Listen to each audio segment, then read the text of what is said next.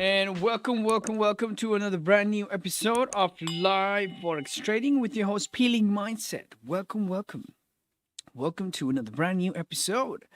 And I hope you guys are doing well. So, we are streaming side by side on YouTube, and our friends are coming in our Zoom from the Slack community, and also in the YouTube. So, YouTube guys are coming in as well. Let's see. Just hang on a second.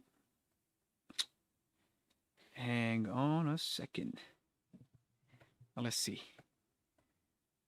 Bang, bang, bang. So this is what we're going to do right here. This buddy can go all the way there. And my mic can stay here. Bam, bam, bam. It's pretty darn cold here. Pretty darn cold. So we are gonna start in the next second. Let's see. In just the next second. So, all right. So let's go into pound yen, and let's see what pound yen is doing. Let's break down our chart from a daily sort of a perspective, and let's see. Just give me a second. Still checking the system for the first few minutes, trying to see if the YouTube is up and running smooth. So, all right. So I actually updated the Zoom, and it's kind of funny. Zoom is kind of funny. Ooh, Drew says, hey. Hello. Let's go into pound yen. So yesterday, my bias of buy yesterday was correct. If you look into pound yen right now, the way it moved, it's actually really beautiful, isn't it?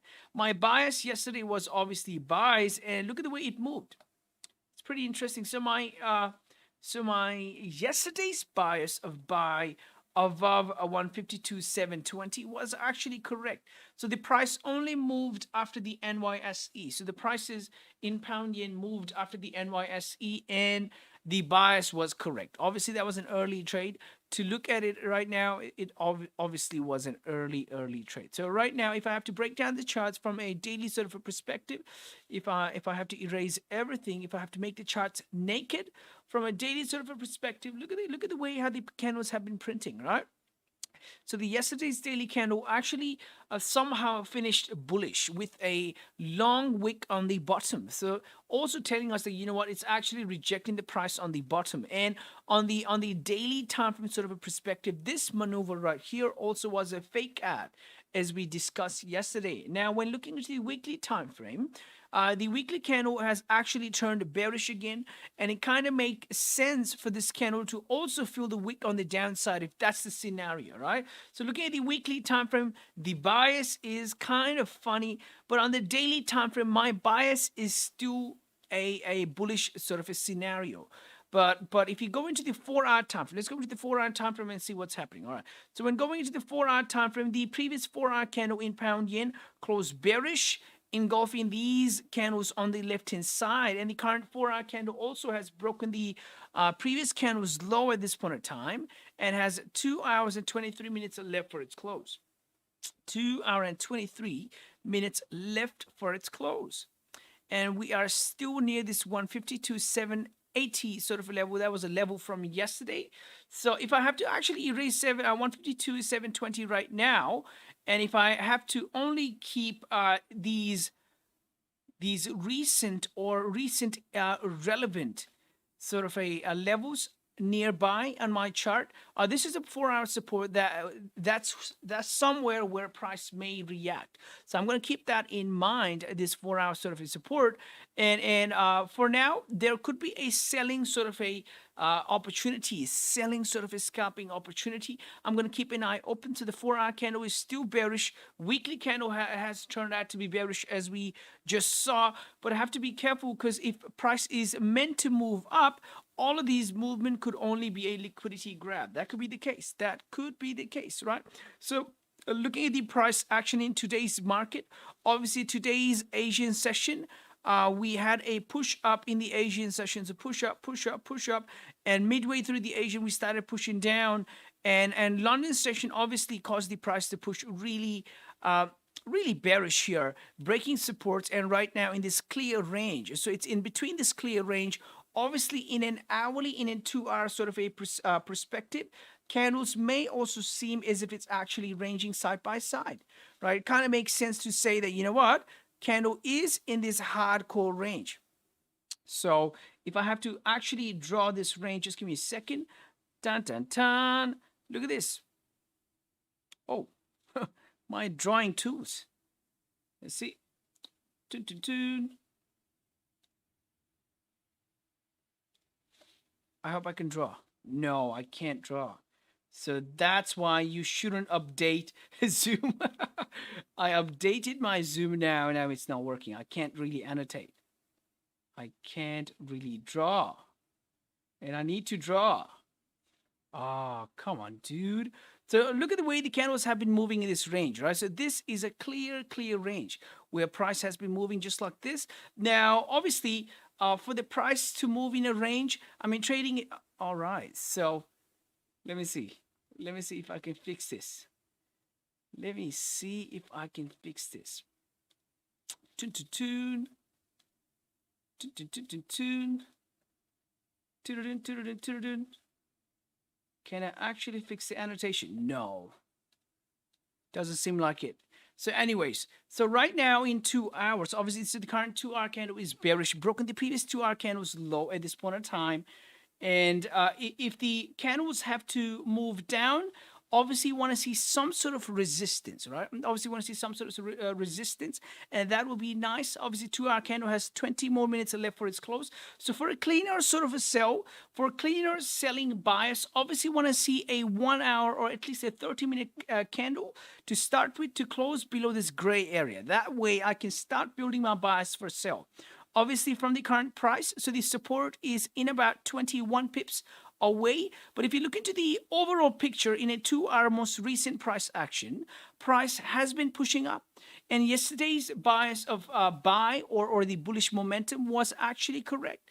So that was something that allowed the price in pound yen to actually move up around NYSE time, which was the only volume time yesterday in the New York session. Obviously, so if there's enough volume, I mean, scalping opportunities for sell could make sense once there is resistance in the smaller time frame. But in the overall picture, maybe price is actually going to react around this previously reacted area, and prices may push up. Prices may push up. There was this heavy rejection from about 153,470 in about the London session, and price has been moving down ever since, right? So it's quite interesting. Really interesting, to be honest. Now, when I go into the 1-hour time frame, now this is interesting. The way this 1-hour candle is, so the current 1-hour candle is printing, it's quite interesting because this could be an opportunity for the price in pound yen to make a resistance before the price could drop down. From the flip of this candle, from the flip of this this hourly candle, if this hourly candle actually flips bearish, the range on the downside is in about 15 pips. I mean, I'm not going to take a trade in a 15 pips sort of a range because I want to take a quality trade. So maybe once price starts closing below this gray area, eventually below this support, there is clear range. So why not? At that point in time, why not? But until then, I think I'm going to take it easy. I am going to take it easy. So this candle was the first 30-minute candle that actually closed below this gray area and also this recent support. Obviously, this was a retest after that candle closed below, and candle's been moving down ever since, making lower lows, lower highs. So 30-minute is also looking good for a push down. But I have to be careful because in an overall sort of a view, I can't annotate today. I don't know. This this Zoom is acting funny. So I don't know if I can help you guys. Yep. It is funny. I can't help you guys today with the drawings. Looks like Tiger B7 has raised his hands up. Buddy, you can just unmute yourself. You can just unmute yourself. If you have any question, you can just unmute yourself. But that's quite respectful. Thank you. Thank you for raising your hands. If you want to ask something, just go for it. You can type it in the chat, or if you want to send the chart, it can work like that too. You can send a chart. So for now, obviously 15-minute time frame also moving down. So making resistance, push down, making resistance, push down, making resistance, push down. So it's actually kind of looking nice for sellers, right? So I know people who would have taken sell around London session on the break of the support. After the next candle made a proper high on the break of the low, probably they took a sell. So probably their sell worked out. But for now, I'm too late for this move. For this scalping sort of a sell opportunity, I'm too late. So I don't want to take a late. FPC will remain vigilant toward risk and depth vulnerable. Okay. Dun, dun, dun. Interesting. Quite interesting.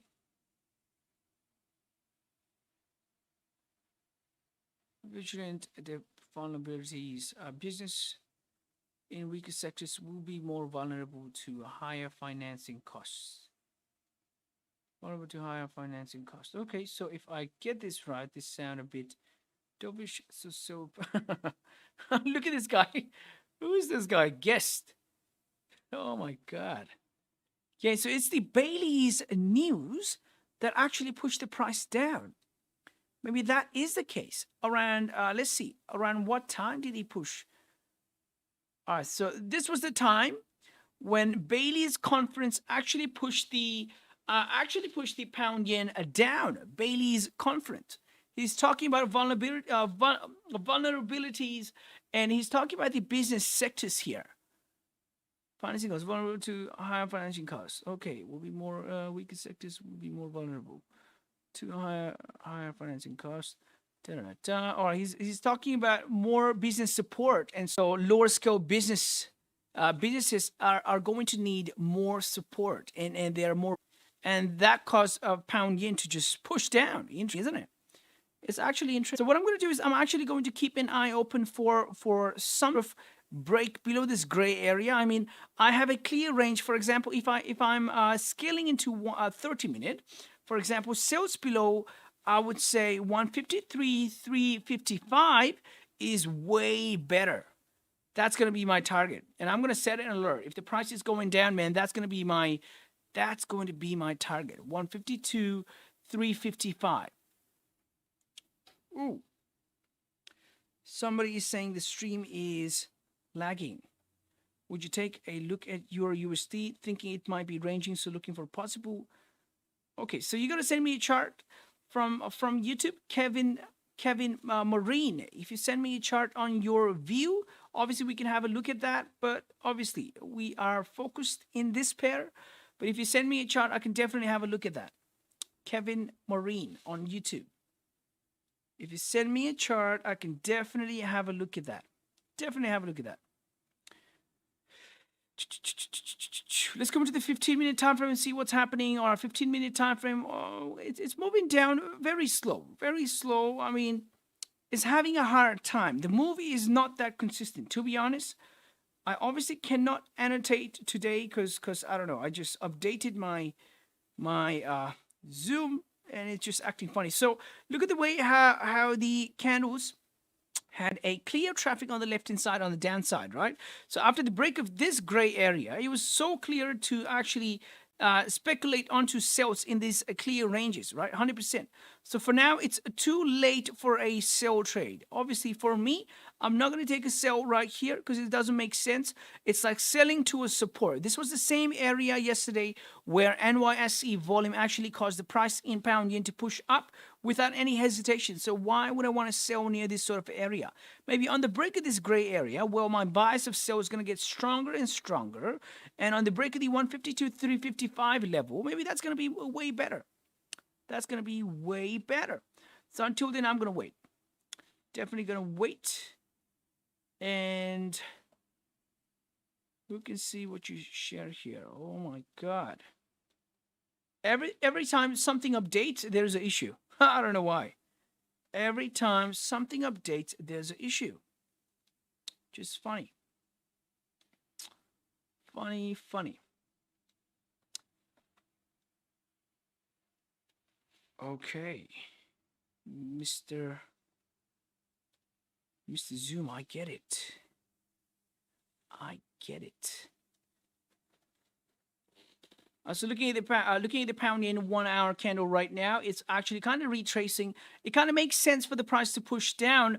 Looking at the price action right now, because looking at the 4-hour time frame, the wick on the downside or the retracement or the liquidity grab, premium price grab before the price could fall down, it kind of makes sense, right? So just have to wait a little bit more to see a proper resistance in like the 30-minute or 15-minute, and maybe that could make sense.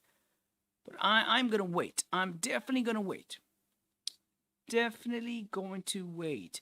And in July, what I've noticed in July, either the volume is showing up, a lot of volume has been induced around the London session time or around the late NY times. That's actually NYSE for me, right? So either the volume has been experienced, a lot of volume has been experienced around the London time or the NYSE, and it's quite amazing how it's moving like that. And I know that the market's volume obviously moves in a cycle too. Not all the time one session performs consistently. Right? That's a fact we can backtest. And right now, it's kind of amazing how it's moving down. It could be it could just be a lure for people to sell. And once people start selling on this low near the support, man, you can be rejected. You can be liquidated so easily. So I'm trying to stay off of this funny situation. That's what I'm trying to do. Yep. Bum bum bum. So on YouTube, Gaji says, what do you think about trading trades based on the RSI levels? So personally, I don't look at RSI levels. And who am I to suggest you RSI levels is something nice to trade with, right? So you have to do your own bit of research on RSI, and whatever makes sense to you, you use it, right? Whatever makes sense to you, you actually use it. I basically focus more on price action, support, resistance, and market volume time rather than just one indicator or one sort of price action tool. So I don't know, man. I don't know how you could use RSI. You got to do your own research. I can't give you any insights on it. But what I can tell you is if you're going to learn price action, that price action is the king. So that's all. Price action is the king.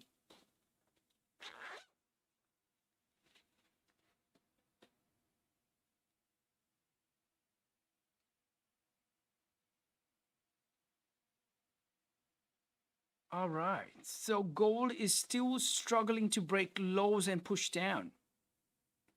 Gold is still struggling to push down here. I wanted to see some sort of continuation on the downside in gold. But the recent price action in gold is just pushing up. Obviously, we had this heavy sort of a push down, and I was actually expecting price to keep on pushing down with a proper resistance, and that never happened. So that never happened. Right now, monthly candle. So if you look at the monthly candle, actually, this monthly candle pushing up kind of makes sense for the rest of the monthly candle to potentially push down, right? So this could be a potential liquidity grab. In my monthly sort of a visualization, what I'm thinking in gold is if this monthly candle could actually retrace even higher and grab some liquidity, grab orders and potential volume to actually push down, that'll be nice. That will be nice. So I'm kind of waiting. For now, for me, gold is almost like a no trade. Gold is doing like a no trade maneuver. So I'm not happy with it. So I'm definitely not in gold, not in any sort of trade in gold. Obviously, for potential buys, I mean, if any of the candles starts closing above, let's say, what I can call this level is if this level, 1821.35. If candle starts closing above 1821.35, I mean, it's looking good. It's actually looking good for clear sort of a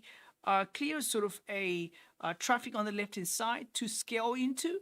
But definitely going to wait for gold. Definitely going to wait for gold here.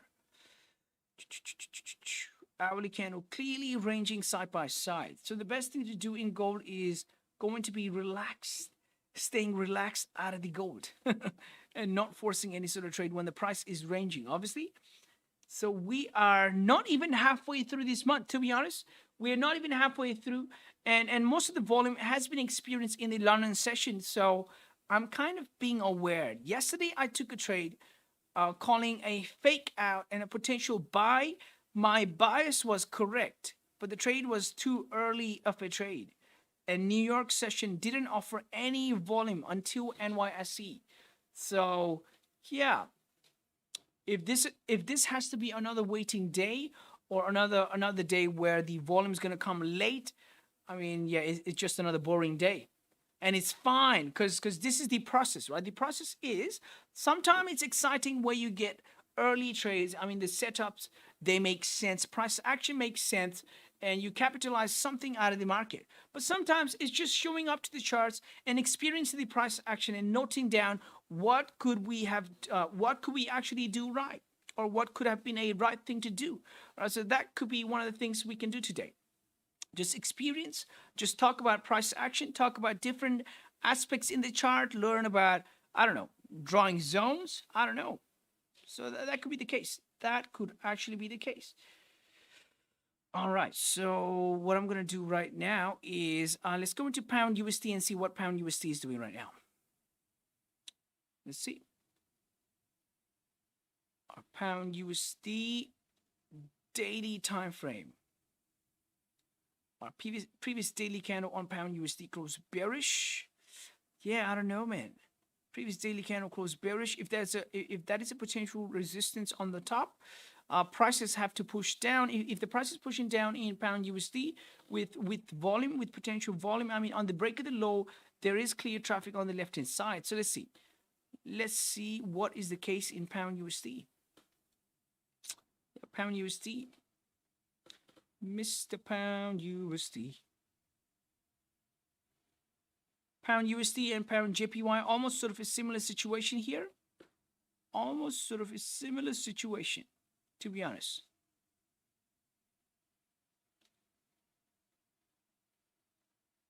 Yep, doing something similar.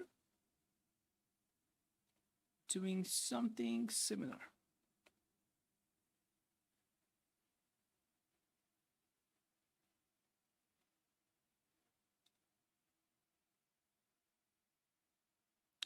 Pound AUD also looks like potential selling situation here. If there's enough volume, there's a wick on the downside on the previous 2-hour candle. This 2-hour candle is going to close the next 3 minutes. If the bias is sell, I mean, there is a range on the left-hand side on a high time frame perspective on pound AUD as well. So I look into pound JPY, pound USD, and pound AUD at the same time. So it's kind of interesting the way pound AUD is moving right now. It's kind of interesting. Pound AUD very close to the support. Yeah, not the best price action to spectate here. Not the best price action, to be honest.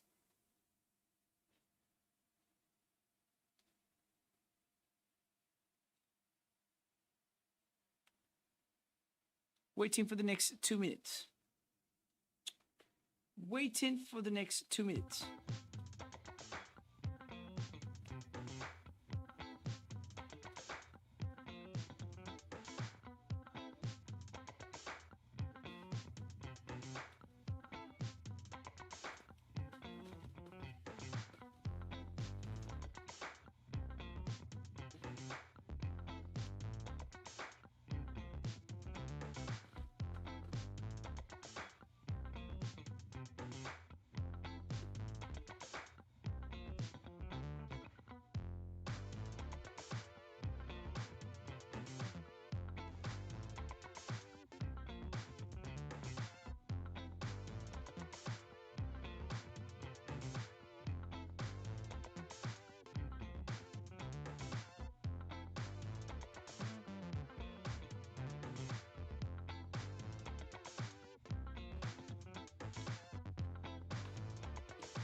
Just give me a second.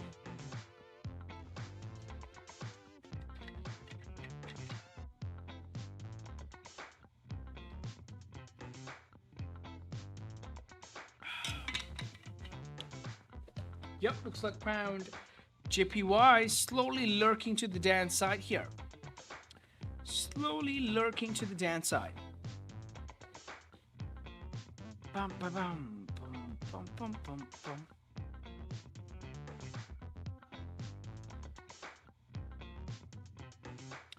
If there's any chart anybody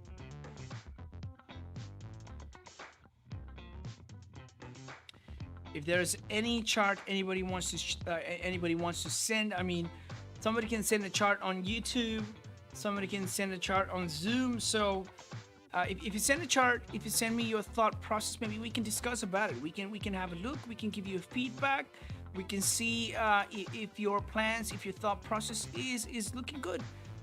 So with the textbook sort of a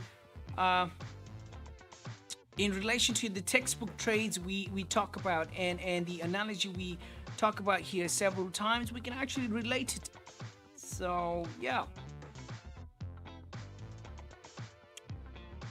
we can definitely do that.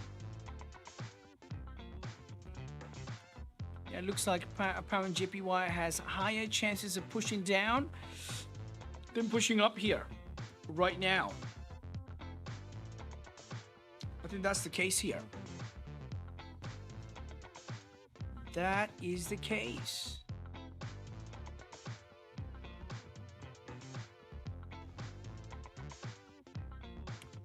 All right, so the previous hourly candle actually closed dodgy with a long wick on the top, just like this similar situation like yesterday. Yesterday the bullish candle was bullish dodgy candle closed with a wick from the downside. Obviously the candle in its first few minutes, look at this, look at the current hourly candle, it's breaking the low in the first few minutes. It's quite interesting how it's moving down. I mean, if the sellers are gonna work out somehow, if their position is gonna work out somehow, I mean, good for them. But this is the position, this is the situation where people most of the time they get clapped by the market because they think that the candles are pushing down, they think that the candles are red, and they take a trade. I don't know. Have to wait for a proper price action where the candles are making proper high and rejecting the top price before moving down, right? So just gotta wait a little bit more. Have to definitely wait a little bit more. 30-minute time frame kind of makes sense. Look at this. Look at the way the previous 30-minute candle actually made some sort of resistance here, right? So for the current candle, for the current hourly candle to push down, in the best ideal situation, what I need to see is the current hourly candle has to make a decent wick like the previous candle. This wick may not be decent. Obviously, this is a high volume time pre-New York session. We see a lot of volume, so if there's enough volume in the price, obviously price can push down all the way down to the gray area. So for me to take a trade, I need to see the current candle making a proper high before pushing down, because this is only the first few minutes of the hourly candle. First few minutes of the hourly candle. If this trade is gonna work for you guys, I mean, good on you guys, but I am just waiting. That's all. I'd rather wait a little bit more. So 30-minute candle makes sense because it has made that resistance, but still, this could be an early trade for me because this is the first few minutes of the hourly candle when it's pushing down, and it's pushing down. Ooh, beautiful, beautiful.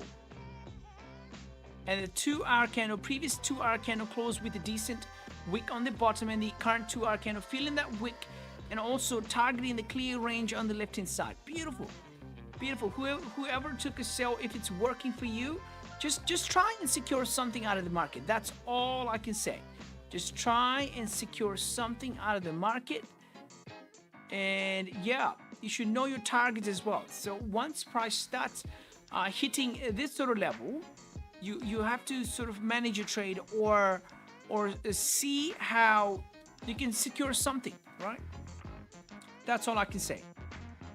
Right now, price is moving pretty strong.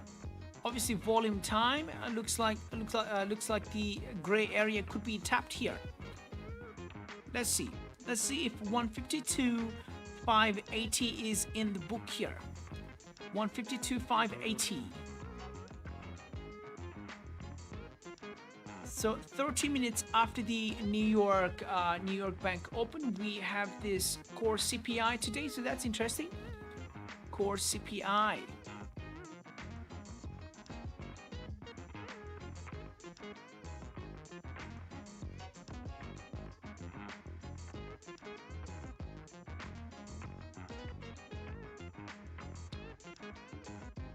Alright, so Mirkan Polat on the Zoom, he says, do you think the US news affects the other pairs? So over the past times, what I've seen is US news around the New York session does affect or does show shock effects in the pairs. So that's something we can back test, right? So for example, if there's a big if there's a high impact US news, so we've seen pairs like pound yen, pound USD, obviously pound USD, and pound AUD sort of feel a side effect where the news comes in and the pair does get affected, or sometimes we see a lot of ranging in the market because the market is waiting for that big news, and we all of a sudden after the volatility dies, we may see a potential significant consistent move in the market. So that could be the case. So definitely staying away from these sort of major news is a good idea for me, especially for me. So I usually no worries. So I usually stay away from high impact news because I've been hurt in the past several times, and if you go into my Instagram, you will see. For example, if you go into my Instagram, let me see which is the video I'm talking about. Dun dun dun.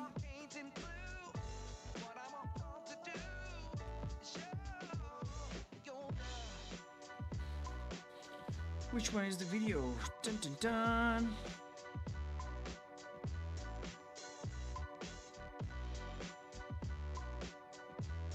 Shock effect.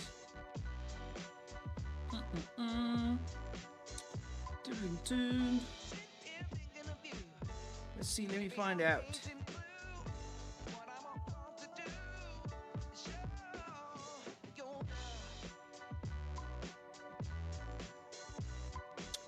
I think it was a 7th June trade. The 7th June? No, not 7th June.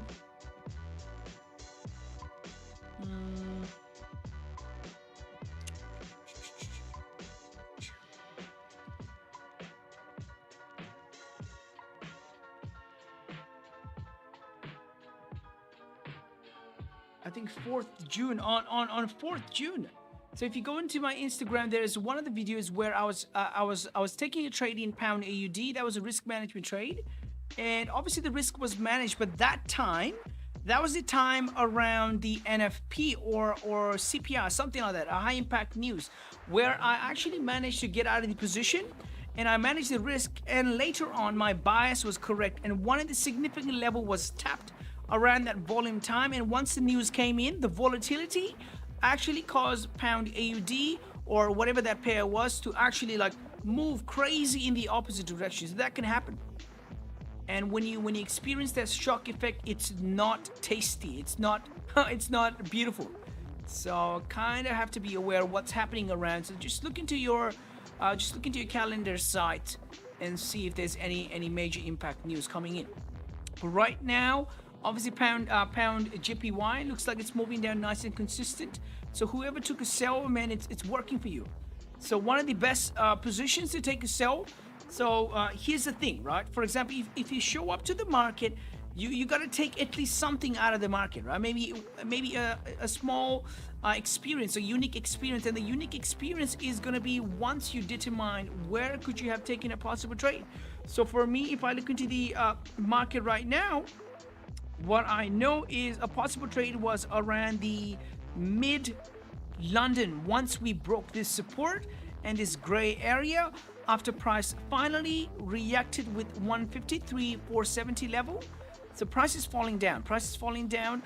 After this sort of a close below the support area on the break of the low, that was a potential sell opportunity right there. So that is a live back test. You do, right? So that was the London session just a few hours ago. And that was a really nice opportunity. Whoever took a sell right there, you must be in about 30 pips in profit. So that's pretty nice. That's pretty nice. And we are in about 42 minutes away. Hold on. We are 52 minutes away. 52 minutes away from the New York market open at this point in time. Hourly candle pushing down. Obviously, hourly candle pushed down in its first few minutes. So that is, I don't know, not good for me. But yeah, whoever took a trade, if you manage to secure something at least, pretty good. Pretty good.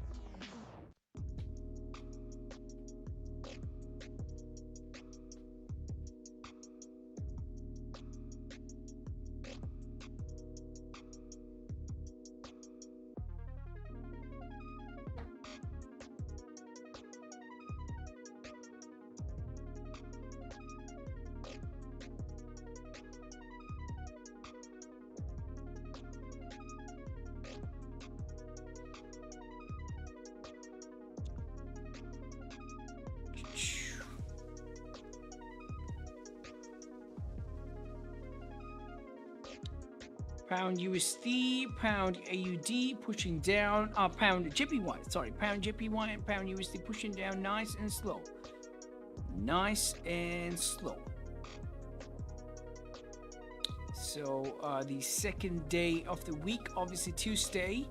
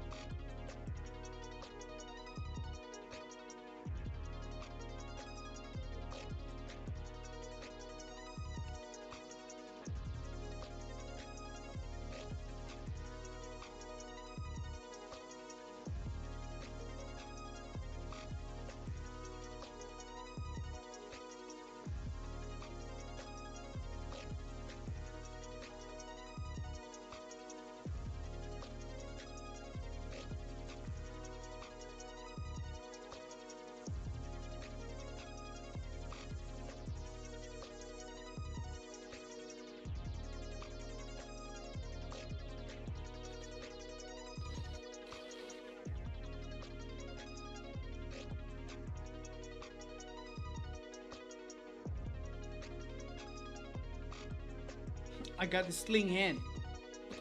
Look at the sling hand here. This is the sling hand. Can you see? You can't see. Oh, look at this. This is the sling hand. What you do is you just sling it around and just slap. Boom. Sling hand.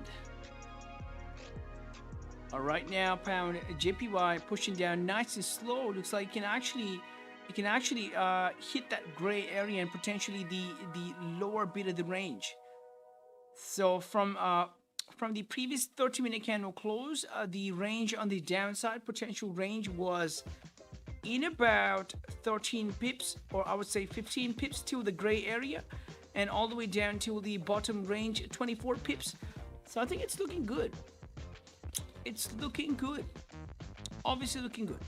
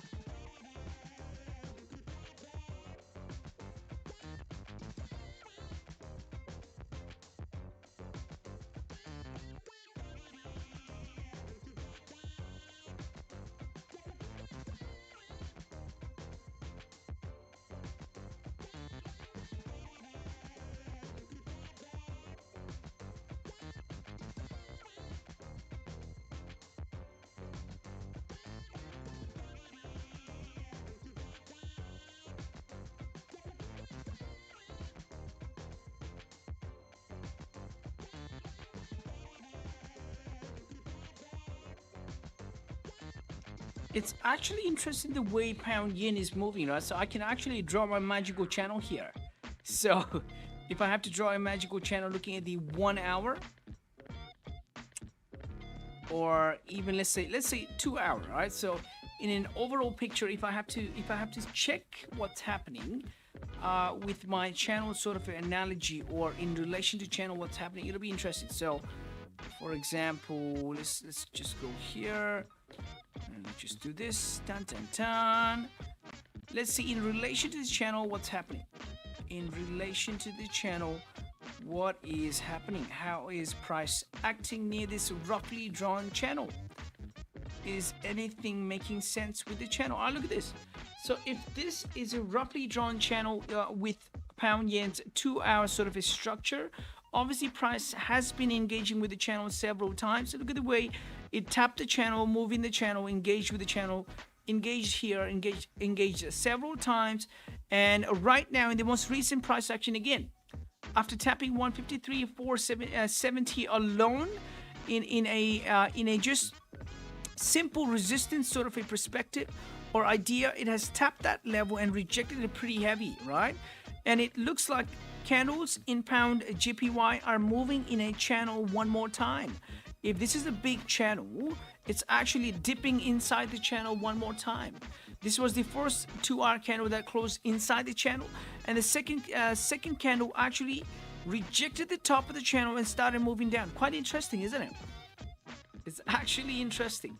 So for the price in pound yen to push up, have to see candles breaking the top of the channel or potentially above this gray area, then start moving up. But for now, price is pretty bearish, so there is obviously no doubt that price is pushing down with some bearish sentiment right now. And obviously this is volume time, so have to see how the pair is going to be moved. Have to see. Have to see. So the current 30-minute candle closing in the next 11 minutes.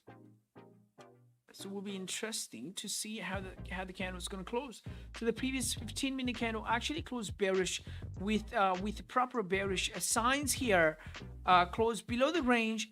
And if the current 15-minute candle kind of retests the range before moving down, that could be an ideal situation for the price to continue even lower with volume, obviously.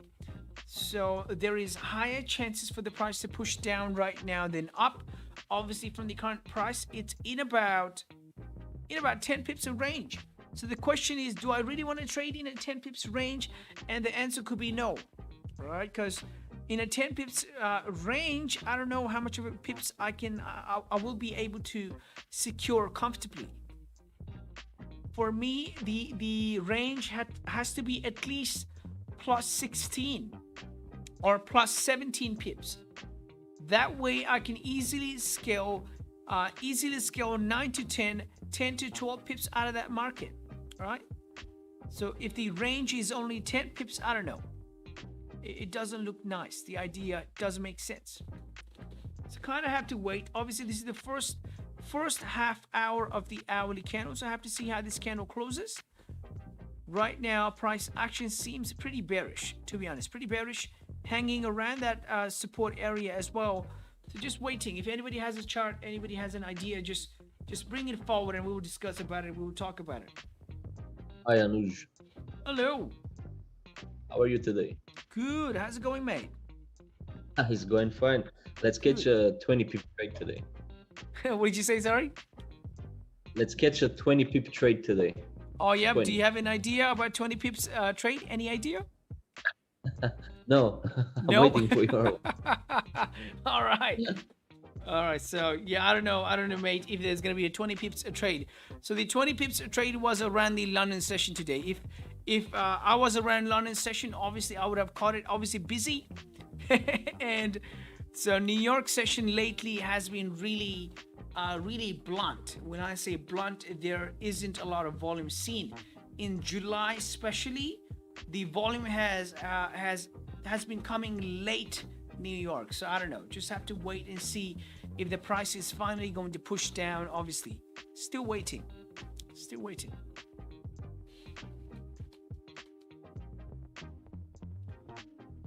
Let's see what's gonna happen.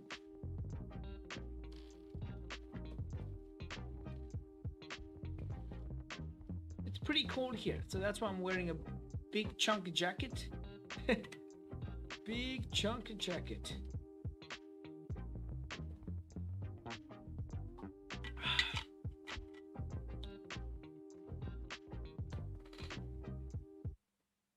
It's actually interesting how Bailey's conference actually moved the market pretty hard, isn't it? So whatever's happening in pound yen is because of Bailey's sort of a conference. It's actually interesting. Kind of interesting.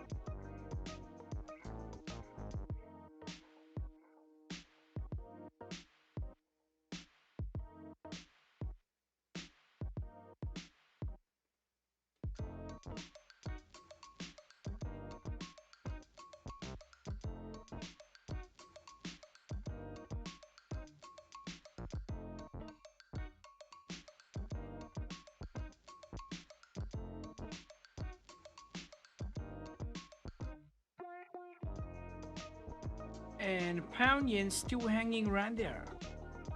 Still hanging around there. So the current 30-minute candle in pound yen is going to close in the next 4 minutes. Interesting how it's going to close in the next 4 minutes.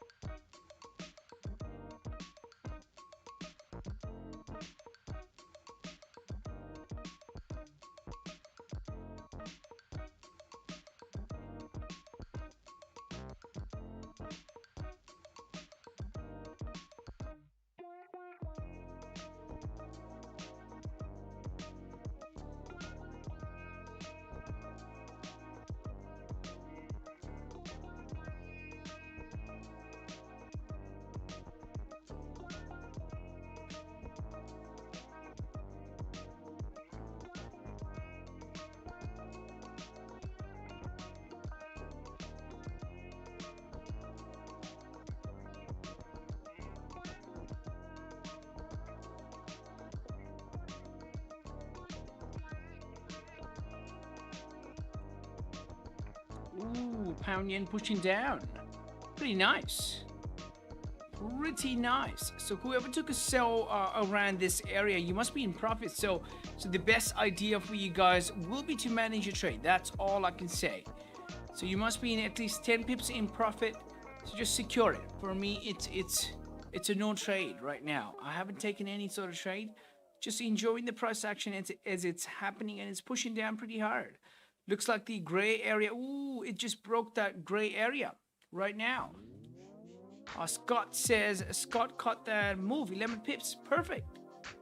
So I didn't take a trade. To be honest, I didn't take a trade. 30-minute candles were making sense, but the hourly candle was breaking the low in the first few minutes.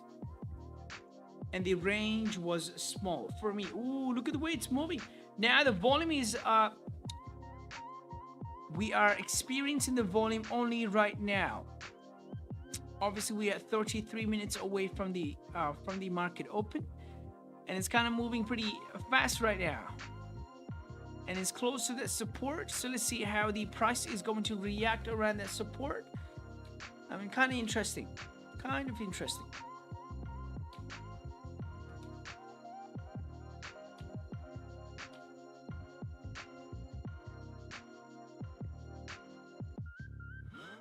Alrighty. Kind of cold. Kind of cold here.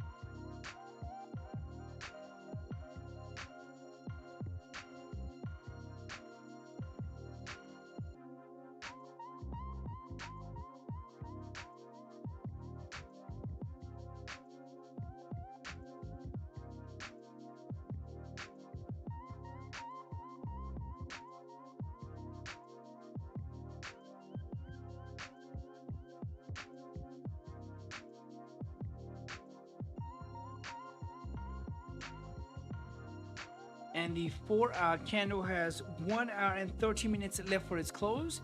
At this point in time, 4-hour candle is still bearish, is tapping that support, is trying to engage with that support. So let's see what's going to happen. How is it going to react around that area? Right? Obviously, if you guys manage to take a sell, the best idea would have been to secure something at least So right now, it's still hanging around there. Still hanging around there. We saw a little bit of push, and it's just hanging around there.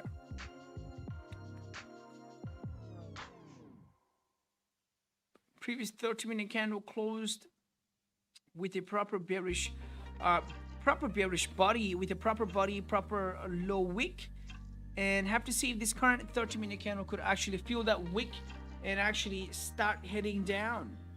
Because below 150 to 355, there is a clear range.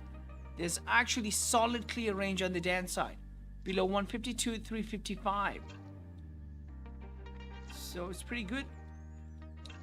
Pretty good.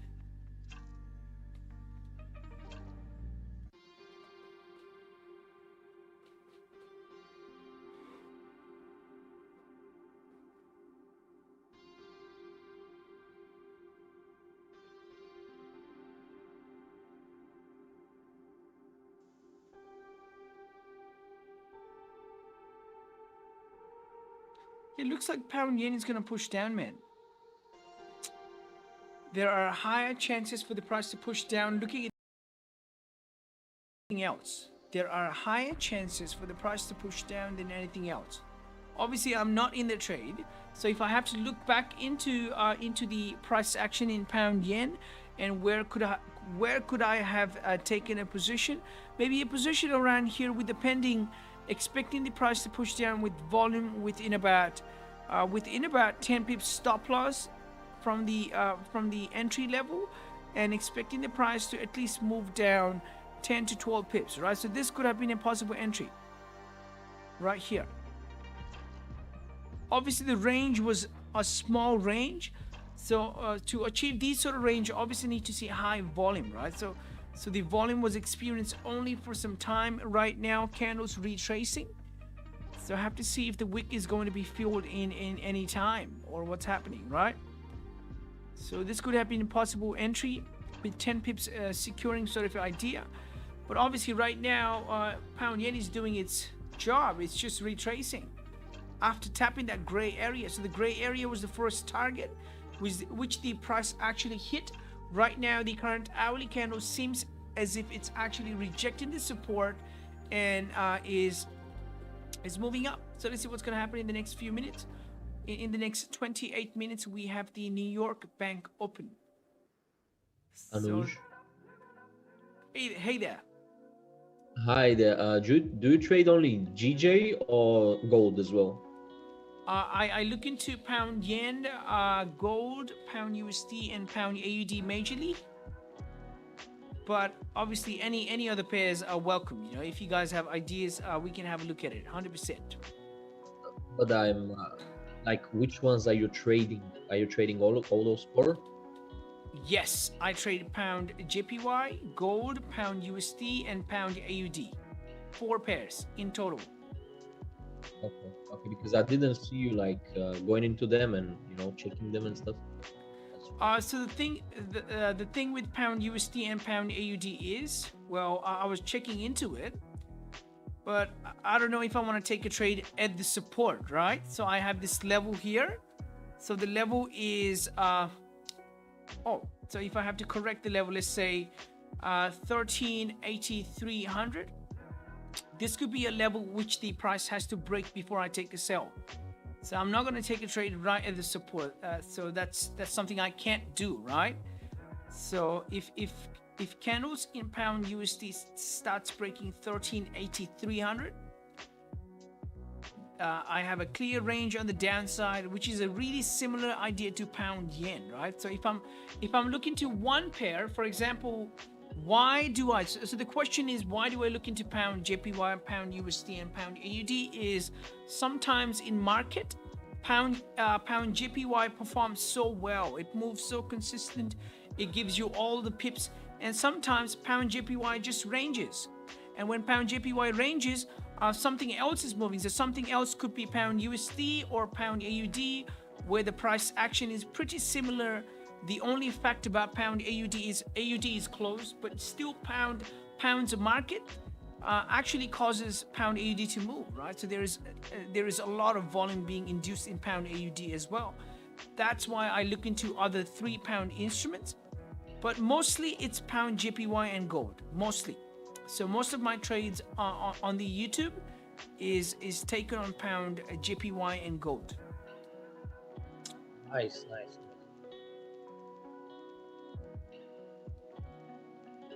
And looks like the current 15-minute candle actually respected the previous 15-minute candle high at this point in time. So looks like actually pound JPY could actually push even lower. Could push even lower. Obviously, I'm not in any sort of trade, but still interesting, isn't it? The way the current 30-minute candle is moving, if this 30-minute candle could actually flip bearish, there is a chance it can actually go all the way down till here. The clear range on the smaller time frames could be achieved. But on the other hand, for example, if the candles starts closing above this resistance, the idea for sell in the lower range could be invalid. So you have to be careful. If anybody took a sell around this area, I mean, you should be good. You should be good. Just manage your trade and let the market do its thing.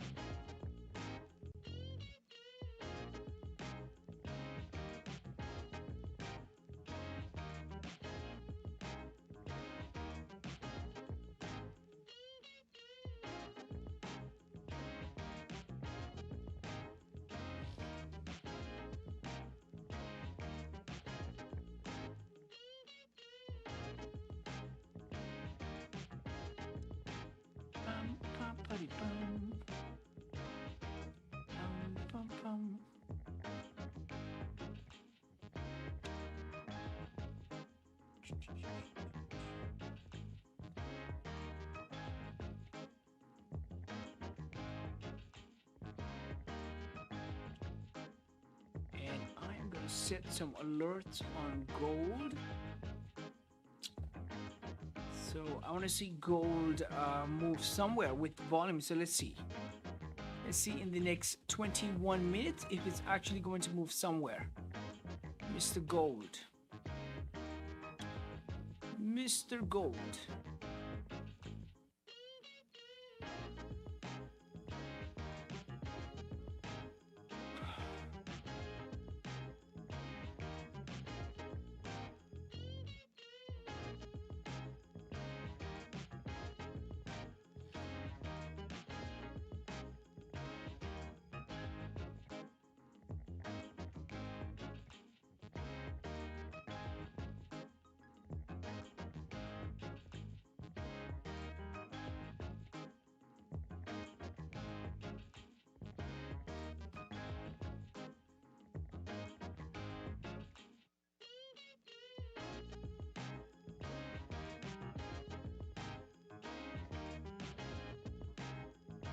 Yep, pound yen is moving.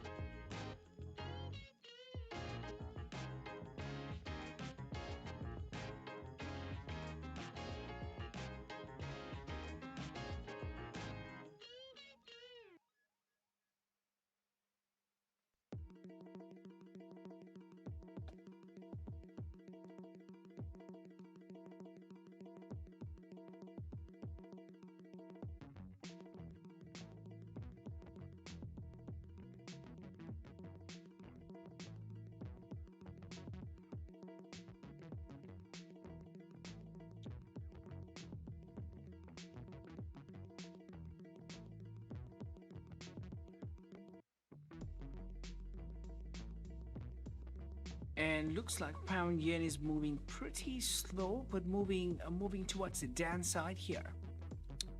Yeah, pretty good, isn't it? Pretty good.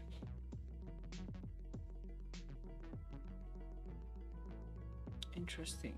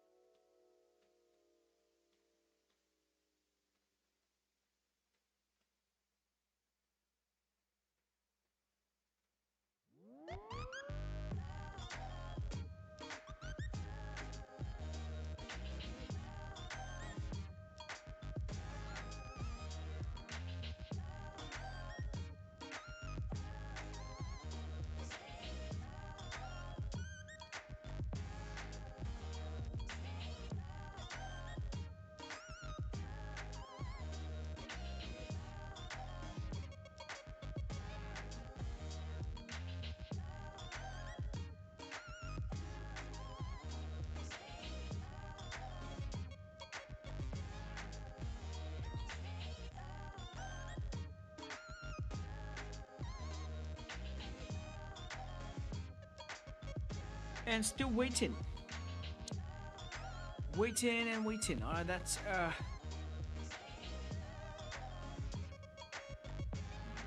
the level where price is respecting. There isn't anything happening right now in pound JPY. Obviously, if price is to push down, we need to see price rejecting the top level and start moving down. For now, we are 15 minutes away from the market open, so it'll be interesting to see how pound actually moves, right? On YouTube, Mohammed Kashif says, will CPI affect GU? Well, we have seen a lot of effects in US instruments. Obviously, pound USD USD is the base currency. All right, actually, hold on, it's the code currency, isn't it? Base code. Yep, it's the code currency. So obviously we will see some effect if USD is going to be induced with a lot of volatility, a lot of volume. We will see GU move, but in a volatile manner potentially. So yeah, I'm not going to trade CPI with pendings here. No, not at all. Just going to spectate, have a look at it, and that's it. For now, pound JPY was the major attraction today. Obviously, New York session around the pre-New York time. selling opportunity. Kind of made sense, but this was an early trade. Obviously, candles started moving down in the first few minutes of the hourly candle, and we only experienced some volume, and right now it's just ranging. So I don't know. Pound JPY, pound instruments haven't been moving consistent in the New York session for some time now, so kind of waiting. Maybe the CPI is going to bring in some volume in the market, and that's going to move the market somewhere. So kind of waiting, to be honest. Kind of waiting.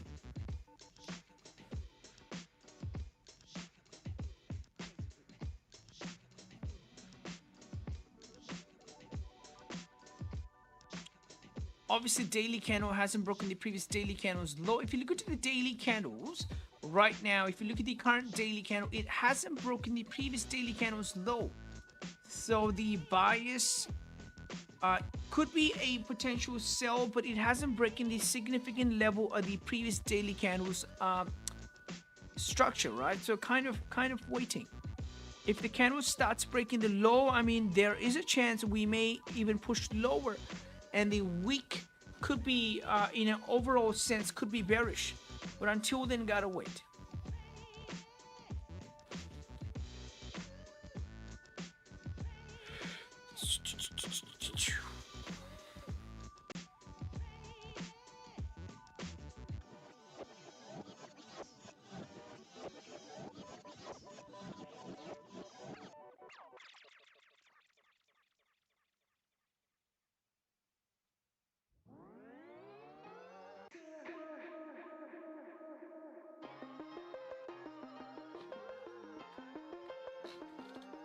Just give me a second. I'll get my water.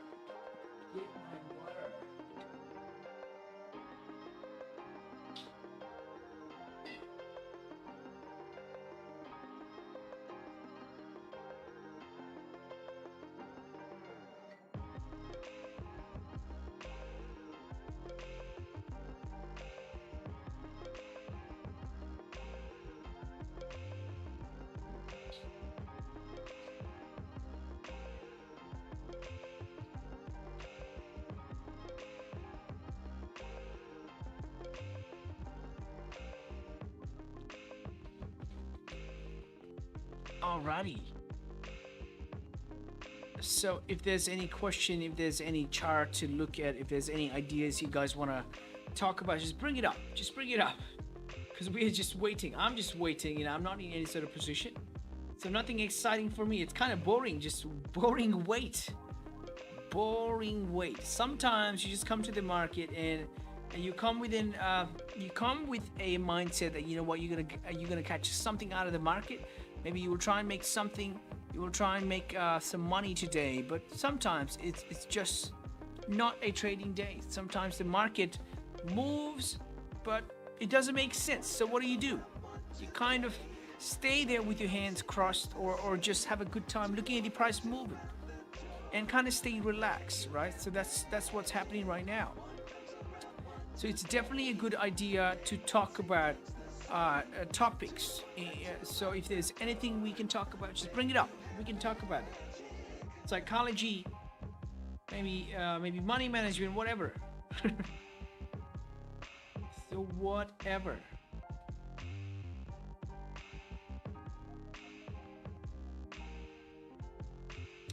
Here's an important thing, right? So often beginner traders forget this, or they lack in understanding of, is that, for example, if I was to look for a sell, right? For example, if I was waiting for a sell, I would never sell with a candle that is bullish, right? It doesn't make sense, right? So what I would do is, for example, for my bias to be stronger, let's say if my bias was a 1 hour candle bearish bias, where I was waiting for the hourly candle to flip in my direction, right? So I kind of have to wait for the hourly candle to grab its liquidity, do its thing in the first few minutes of the hourly candle, and later, on the later half or the later final minutes of the hourly candle, after the first few 15 minutes has closed, that close is a significant idea. So you have to wait for the candles to close to build your bias even stronger every time. So this is something that beginner traders lack every time. They wait for the candles. They forget to wait for the candles to close. While the best idea to build a bias is to wait for the candles to close, and that way you can build your bias, and it gets stronger and stronger every time. So a candle close is a good idea to wait for. Okay, so beginner traders, if you wait for the candles close, that's it. That's the best idea. For example, I'll give you an example why waiting for a candle close is important. Look at this. If you can see this, around the London session, when a price started breaking this low, I know some of the beginner trader, some of the amateur traders, they would have taken a sell once candles started breaking this support. I know some of the traders would have taken a sell here. So if you had taken a sell here, the market would have liquidated you, and you would have been in a heavy drawdown, or at least a drawdown. So you gotta wait for the candles to close below or above your support resistance. That way you have a clear target like this. That way you have a clear picture to actually move through or attack the market through, right? So for example, if you actually waited for a candle to close here, that would have been the best idea. And when this candle closed below this gray area and potentially below the support, that was a really great chance. After this candle closed, the next candle made its high on the break of the low. That was the entry right there. That's the best entry right there. Obviously the high is not that decent, but with volume, with London volume obviously side by side, that would have made sense. So that's why you have to wait for the candles to close. Often people cannot relate this. You can clearly backtest the ideas, clearly see how your opponent, and your opponent is market, how your opponent takes away the money from you, or how your opponent actually attacks you.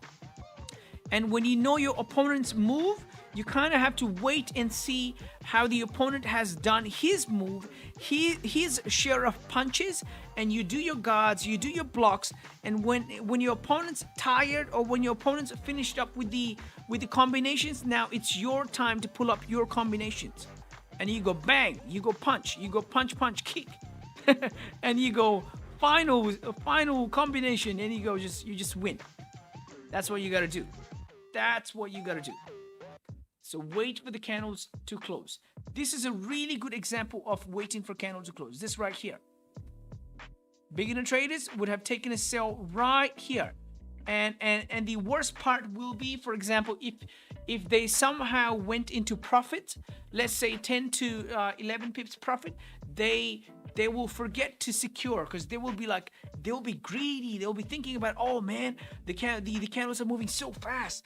I'm gonna hold the trade for even more. Maybe I can make even more. No, the idea is when the candles are moving fast, you just gotta secure at least something and manage your trade like a ninja. You gotta be pretty fast. If you can manage something out of your position and if you manage to secure something out of your position and manage your stop loss accordingly, and you are in a zero drawdown trade, that's the best maneuver. And that's how you'll be the trading ninja right there. So wait for the candles to close. That's a very important idea for beginner traders especially.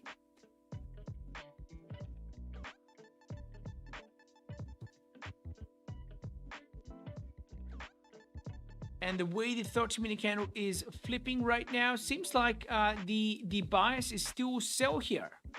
Nothing has changed yet. Nothing has changed yet. So whoever took a sell around that level, around this level, or looking at the 30-minute time frame, I mean, pretty good. Pretty good, to be honest.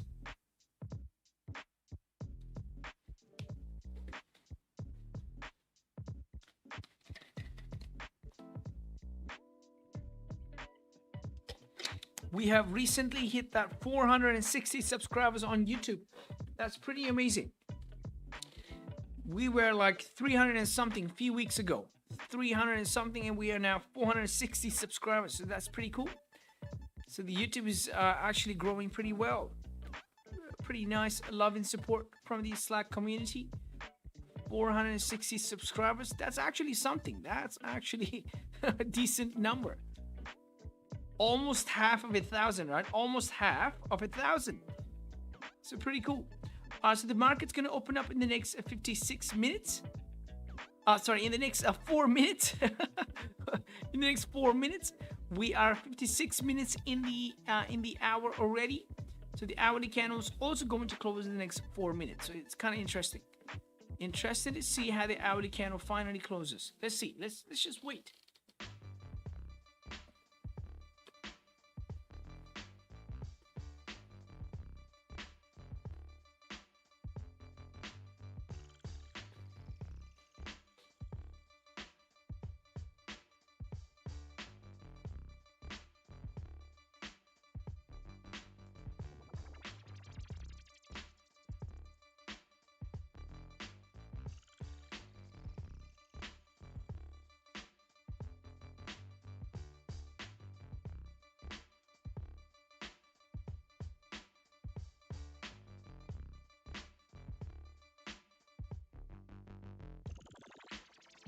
And the hourly candle is still bearish and has a proper bearish sort of a posture, proper bearish sort of a body. If the current 30-minute candle could flip bearish and push through the wick, I mean, that is going to be amazing. And it looks like it can actually fill the wick. Is there enough volume in the market? What's happening?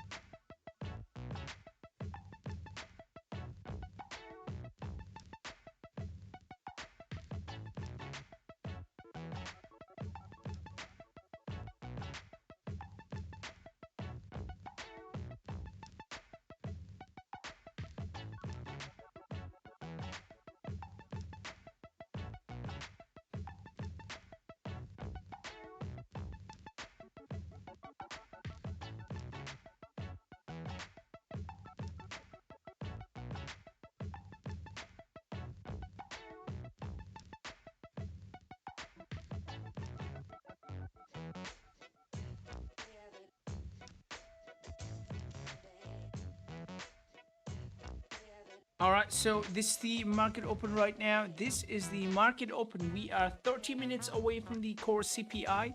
So the previous hour, the candle closed bearish with a proper wick on the bottom. And the wick could tell us that, you know what, there is a range on the downside for the price to fill. Obviously, the price did react around the support area. Hasn't closed below the support area. And whoever's in a sell, the best idea will be to manage your position accordingly. So that's it. That's it for now.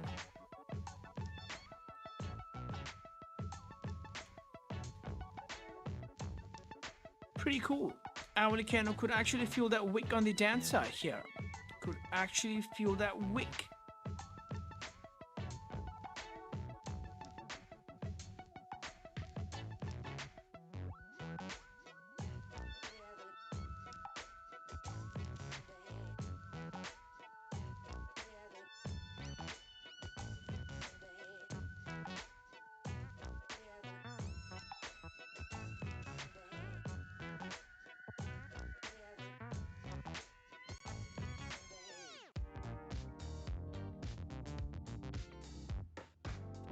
So Mandish is saying, hello, Anuj. How have you been? I've been good. I've been good. How you been?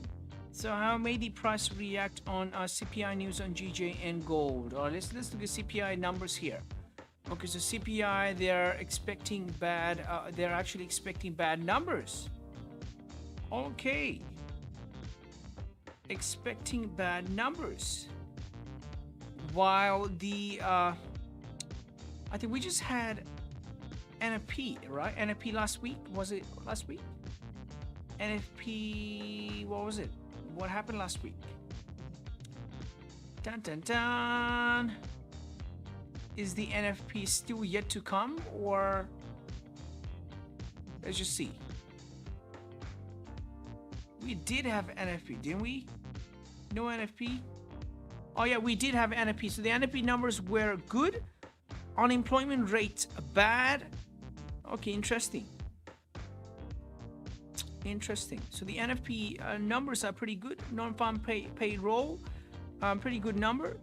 So CPI should potentially be positive here, but they're expecting bad numbers. So one of the funny things I've seen over the past is, for example, let's say they're expecting bad numbers, right? So the actual CPI numbers right now is, so in the past is 0.7, right? So they're expecting 0.4, which is a bad number, right? But technically, if it's going to be, let's say in between 0.4 and 0.7, it's going to be 0.5, let's say, right? They're expecting bad numbers, and technically it's positive than what they expected, right? So if that's going to be the case, the market's going to be just in this, it's just going to be a little funny, because technically the number is a little bit better than what they expected. So what the market is going to react to, how is the market going to actually react, right? So have to wait and see exactly at that time.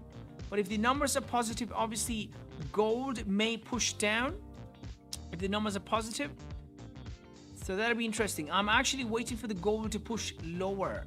I want to see gold breaking support, breaking and sort of starting to move down, or at least make a proper resistance. Previous daily candle making a resistance around this level is a good sign, but the current daily candle is just bullishing up. So again, it's not a good sign at the same time. So we'd love to see candles breaking lows, starting to push down, and that way my gold bias will start playing out. Because on a monthly sort of a perspective, I still want to see price breaking lows and somehow gold to start pushing down, attacking the targets on the downside. If that is the case, I have to wait. If that is the case, I have to wait. Anuj, would you be setting up buy stops and sell stops No. for the CPI? No, I wouldn't. So usually what I do is I stay away from the high impact news, because I will tell you why. Because I've been hurt several times before. So I've taken high impact news. I've been profited, don't get me wrong. I've taken NFPs, I've taken CPIs, PPIs, whatever. I've taken several high impact news, and it has actually hurt me more than what it has given me. So I kind of stay away from it, and I'm going to wait for the volatility to die, and when the volume is consistent, that's when I attack the market. But until then, I'm not going to put a buy stop and a sell stop. It's just gambling for me, to be honest. It's just gambling, putting in a buy stop and a sell stop. What if the market activates both of the position, and you will be you will be, oh my god, screwed over, right? So kind of have to wait and see how the market's gonna move. Obviously, if I see candles in gold breaking 1821.35, obviously there's a clear range. So if the news is technically bad, maybe gold as a safe haven could be induced with a lot of volume, and that may cause gold's price to pump up. And if it's pumping up, there is no doubt it could actually break 1821.35 and attack the price, this clear range on the left hand side. So kind of have to wait for another 24 minutes and see if the market's reaction on gold is going to be bullish. If that is the case, let's see.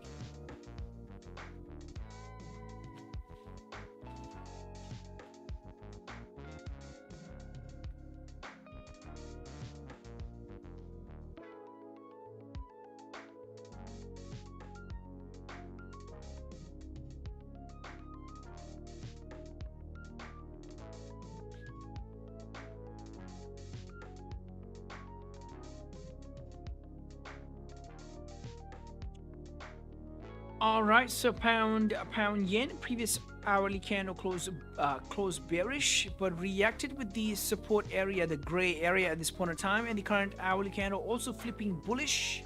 So kind of reacting with the bottom price. I don't know how pound yen's going to move, because it's very close to the support.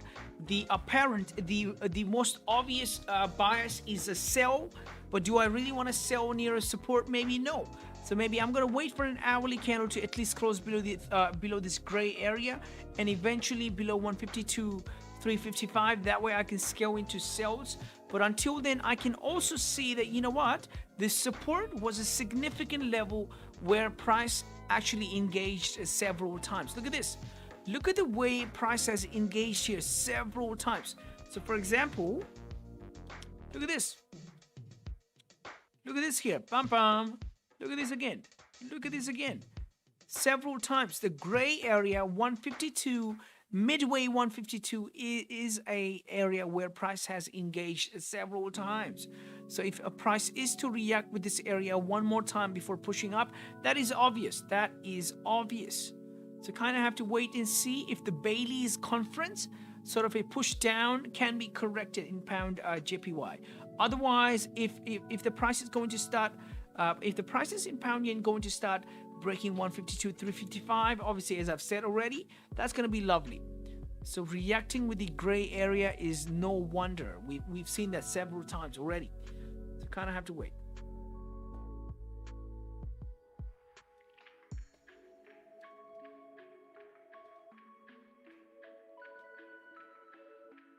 We are 8 minutes in the market and haven't seen any volume in pound yen. Pound yen, a 15-minute time frame, just ranging side by side, to be honest. Just ranging side by side.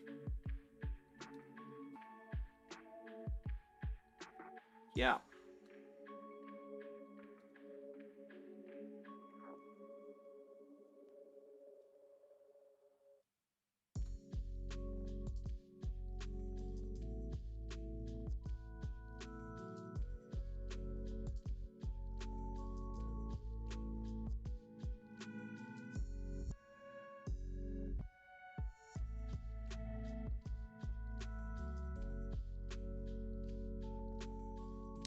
Gold is starting to push up slowly. That is nice. That is nice.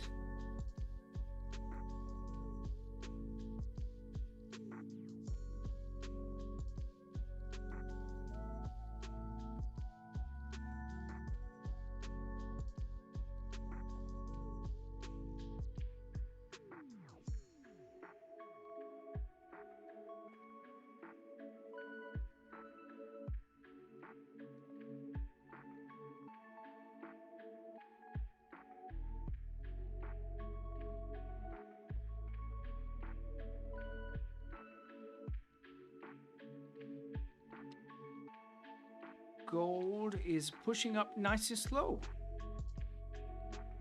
Ooh, there is a lot of volume in gold here. And this is sort of an early move in gold, right? So this is actually an early sort of a move. So sometimes what we've seen is, for example, if the news in the US dollar is to come bad, we see gold move way beforehand. So kind of waiting for the price to break at least 1815.45 and then eventually 1817.15. Let's see what's gonna happen.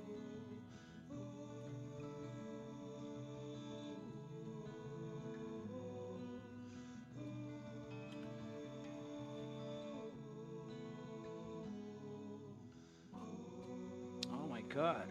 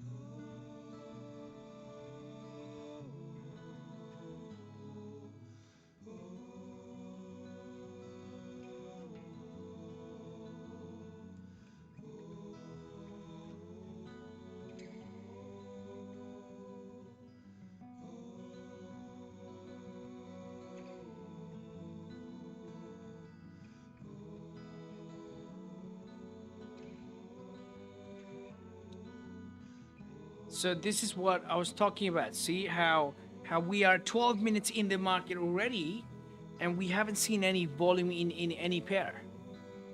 So this is what has been happening in the July month of July.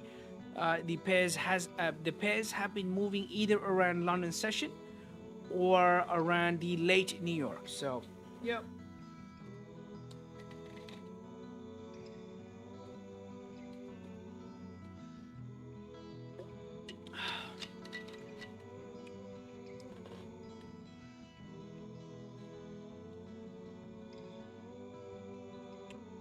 Oh, we've hit that 462 subscribers now. That's good.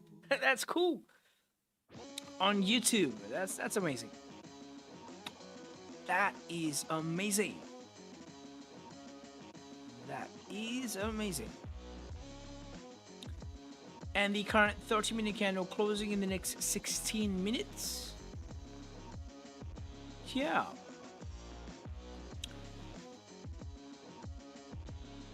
Kevin Marine on YouTube says, "Is everyone on vacation or just waiting for CPI?" I think could be both.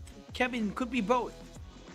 Most of the people are, I mean, you know, around the times of this whatever pandemic and stuff, obviously people are staying around home. But yeah, either they are in a vacation or waiting for CPI to pump some sort of volume.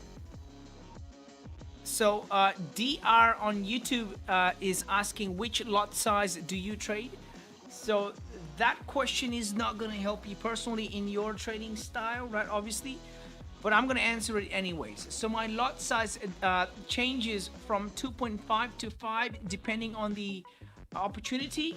Sometimes could be 7.5 too, but depends. At the same time, depends. My way of using my risk definitely depends on my ideas and experience behind my trading, right? But you have to decide what lot size is better for you. You cannot, for example, me saying I use 2.5 doesn't mean you necessarily use 2.5. Maybe you should know as a beginner trader how much you're willing to risk, and you have to determine in your specific sort of a setup how much exactly you're willing to lose and how much of a stop loss you will use, and you have to determine your lot size.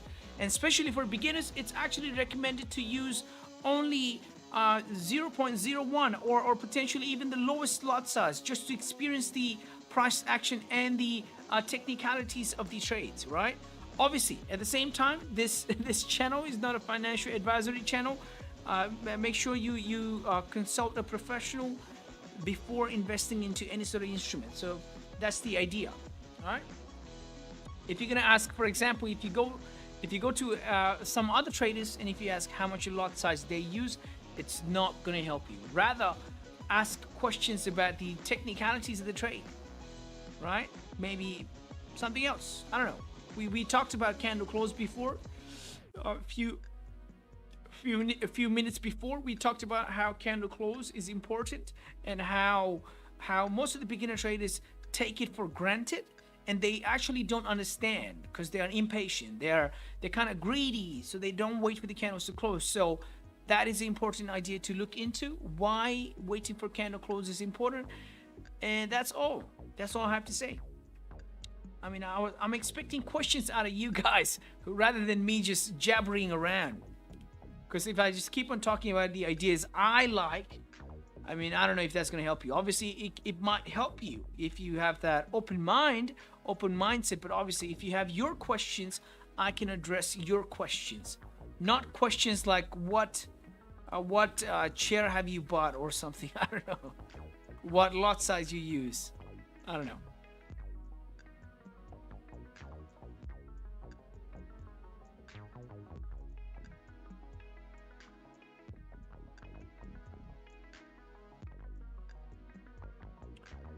Bam, bam. All right, so gold is pushing up nice and slow here. That's nice. That is nice. That is actually nice.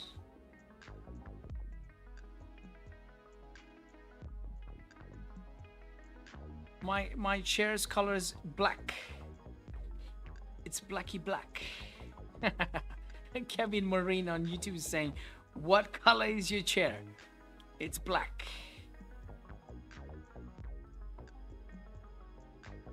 Yeah, probably the probably around. All right. Ooh, and gold is pushing up nice and slow here. Pretty cool, isn't it?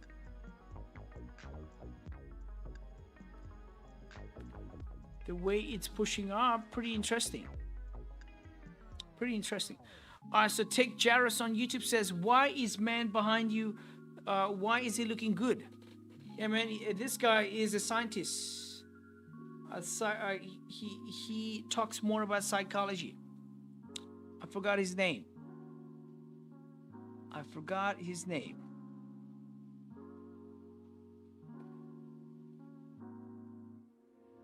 Kevin says, excellent color choice. Thank you. And next time I'm gonna get my chair. Probably it's gonna be more with neon or something, black and neon or whatever. But obviously, chair doesn't really matter. I was thinking about getting a standing desk more, so that I can keep myself active. But here, when I'm trading New York session, it's nighttime. It's better so that I can relax a little bit, chill with the music, and kind of sit down and talk at the same time. But I really love a standing desk. I was thinking about getting a standing desk for London sessions. We used to do London session stream too. Before Raja started his London session journey, we actually started with London session, and slowly the project shift to New York session, because obviously a lot of projects at the side and have to take care of those. But yeah, I'm happy with whatever I've got. You know, I usually don't take things for granted. So even if I have a chair, I'm gonna use it until it starts falling apart. Yeah, that's the idea.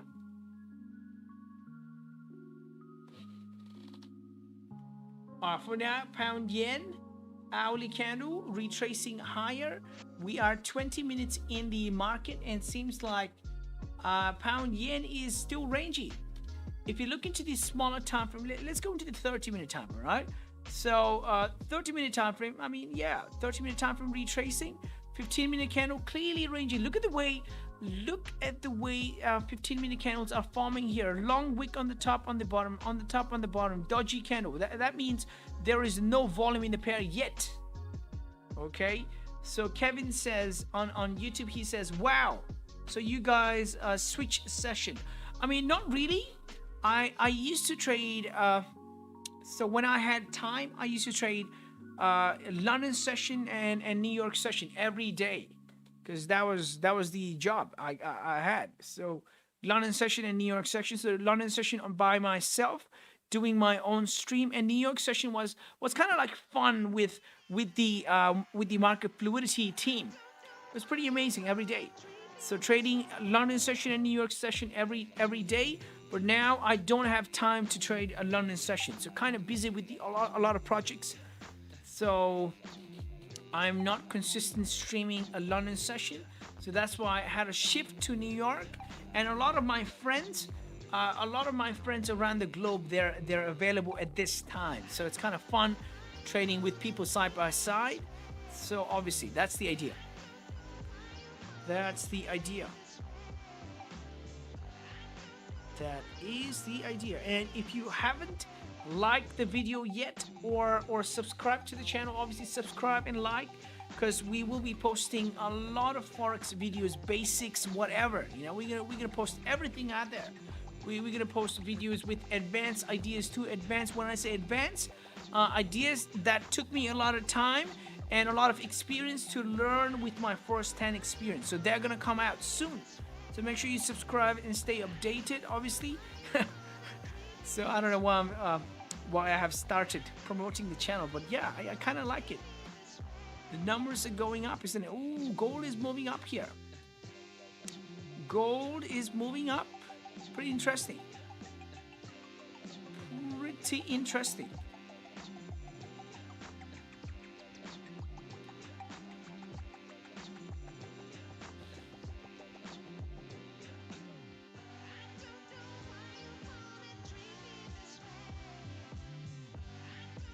And the CPI is happening in the next 8 minutes.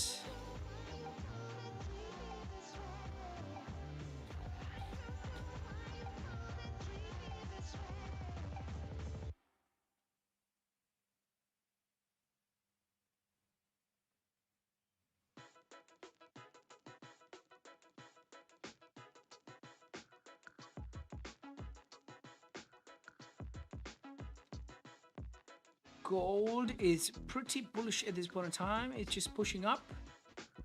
Pushing up. In the next 7 minutes, we will see what's going to happen. In the next 7 minutes.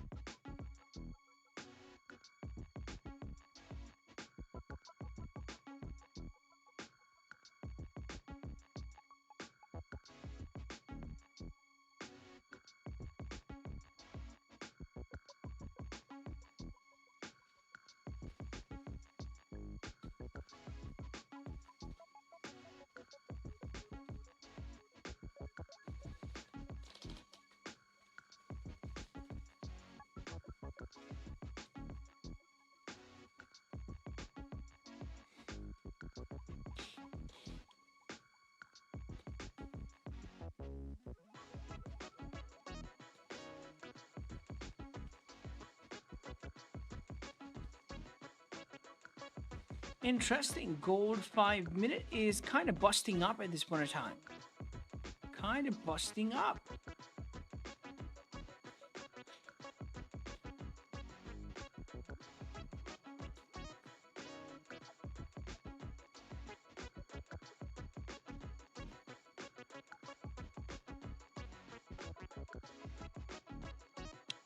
CPI.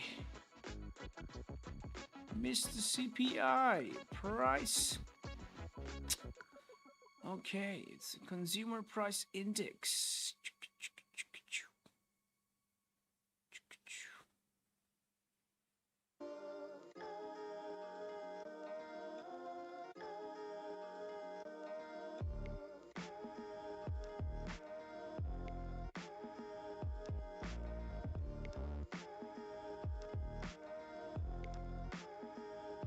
They are expecting bad numbers. Okay. Bum.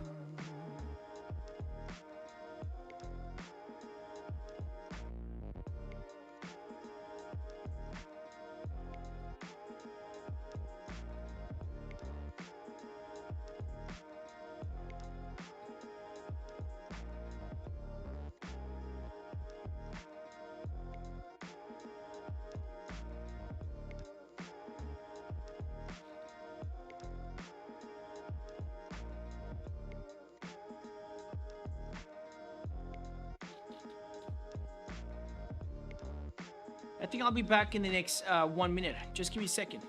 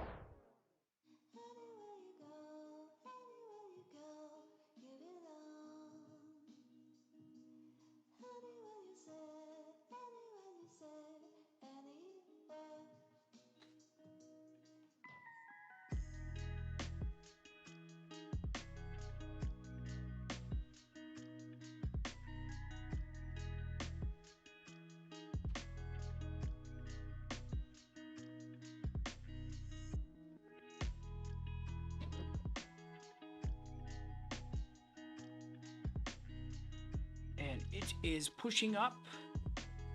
Gold is pushing up. Oop. Let's see. Let's see, let's see, let's see.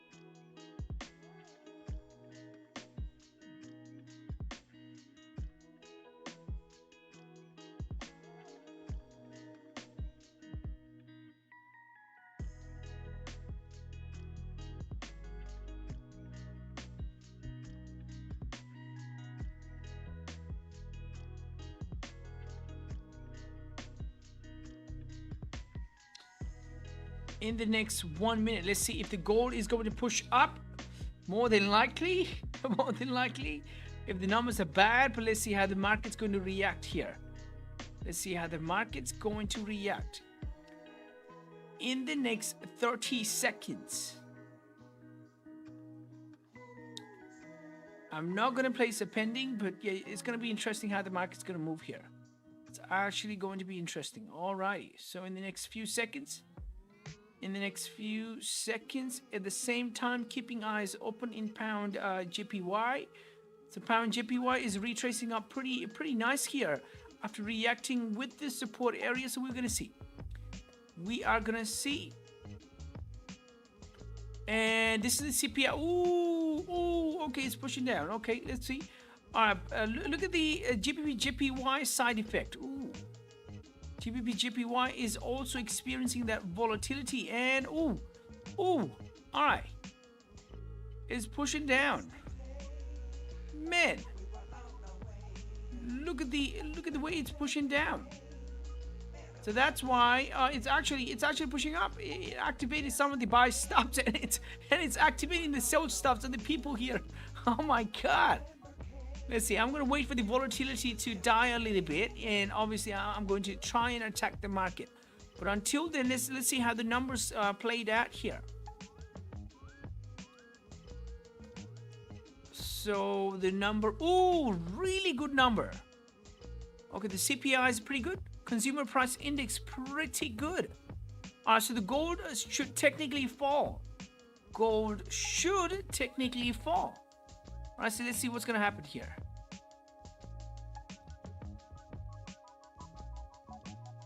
Ooh, pound JPY moving down.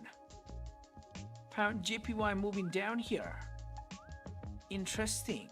Ooh, nice. Has broken the previous candles low at this point in time. A lot of volume experiencing seen in pound yen at this point in time. It has broken the support and is below the support at this point in time, below the gray area here.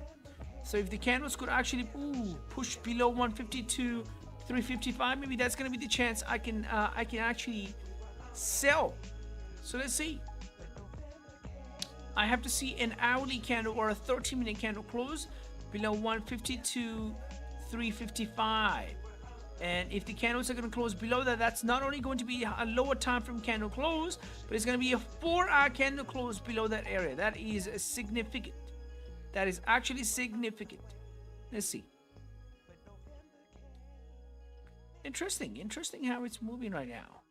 It's quite interesting. A lot of volume in it. Wow. We are only 2 minutes away. From the news, and right now gold is just hanging around there.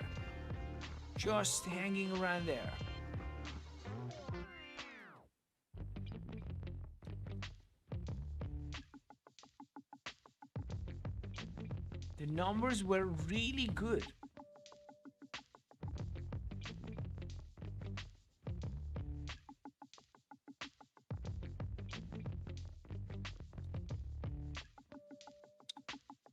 So this is the point where waiting for candle close could be important. Waiting for candle close could be important. So I'm gonna wait.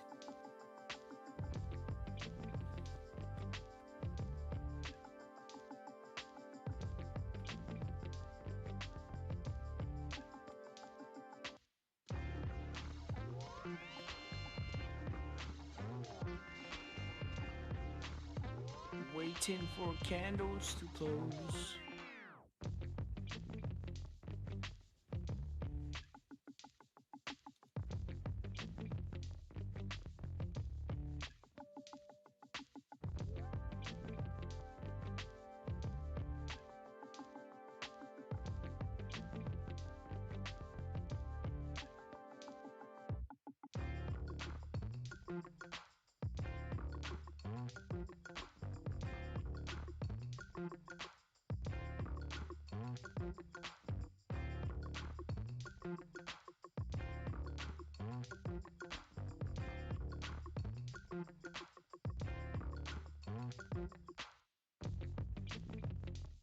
Let's see. Interesting.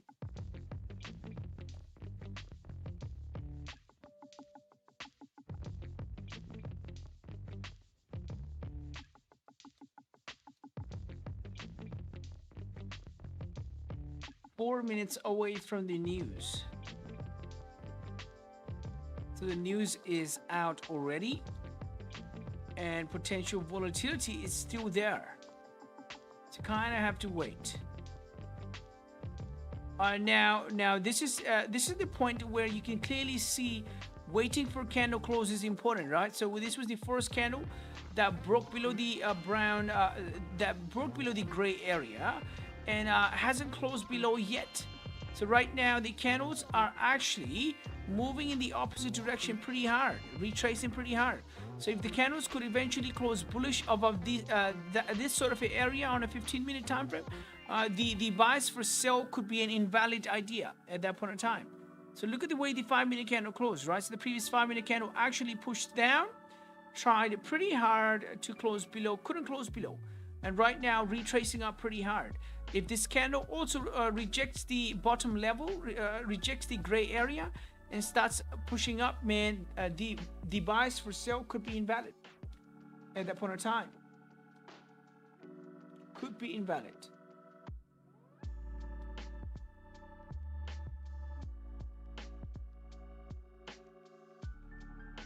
Let's see.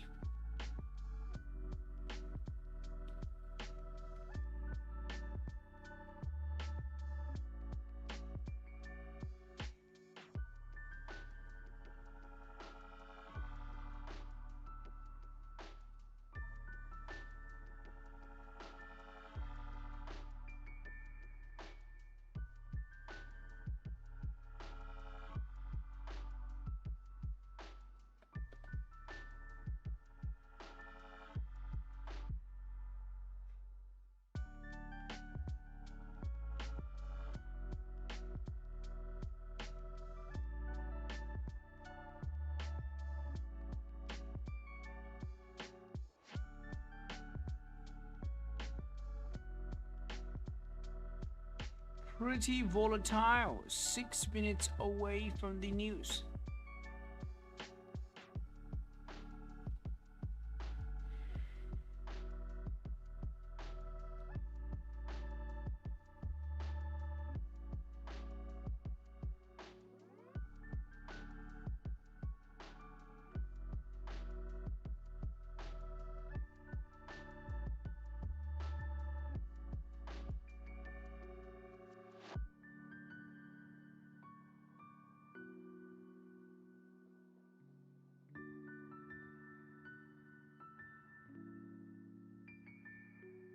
Just waiting.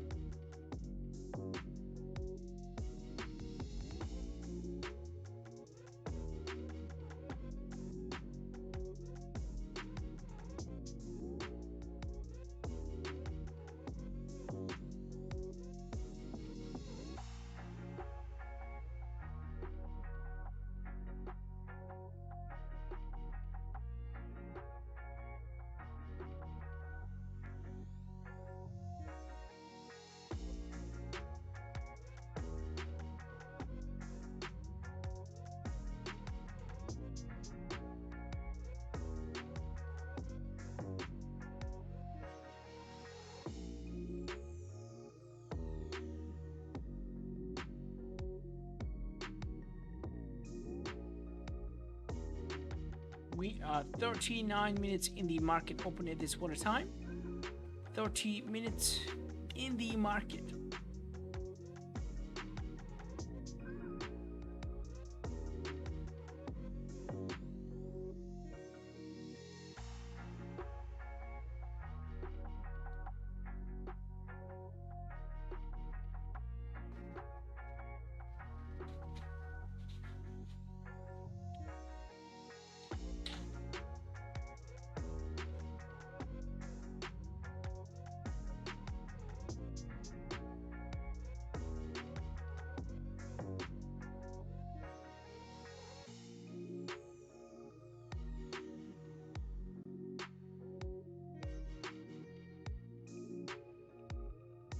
Yep, and the pound yen is actually moving down pretty aggressively at this point in time.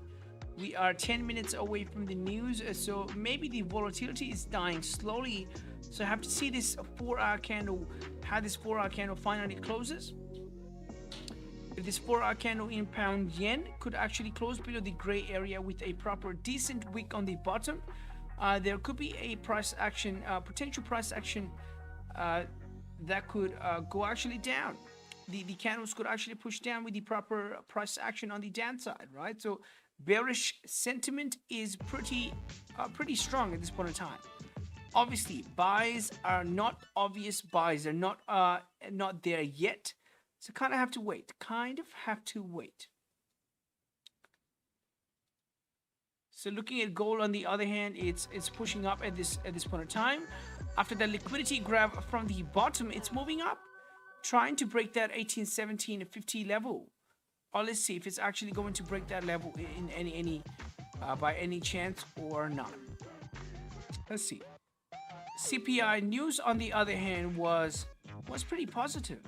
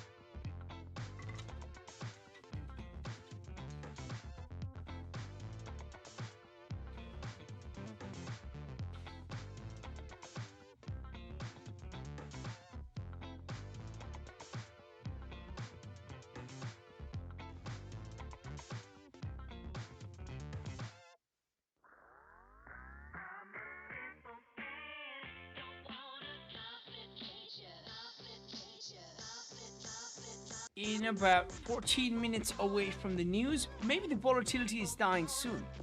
So once the volume is consistent in one sort of direction, that could be nice. That could be nice. So I'm still waiting.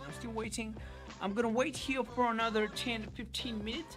If I don't see anything meaningful in the market, I might even call it a day and come back tomorrow, because news like NFP, CPI has passed away, or it has come through already. So hopefully the rest of the July is gonna be way consistent. Maybe the rest of the half of this July is gonna be way consistent. So let's see how July is going to treat us, right? It's going to treat me specifically. So I have to wait and see.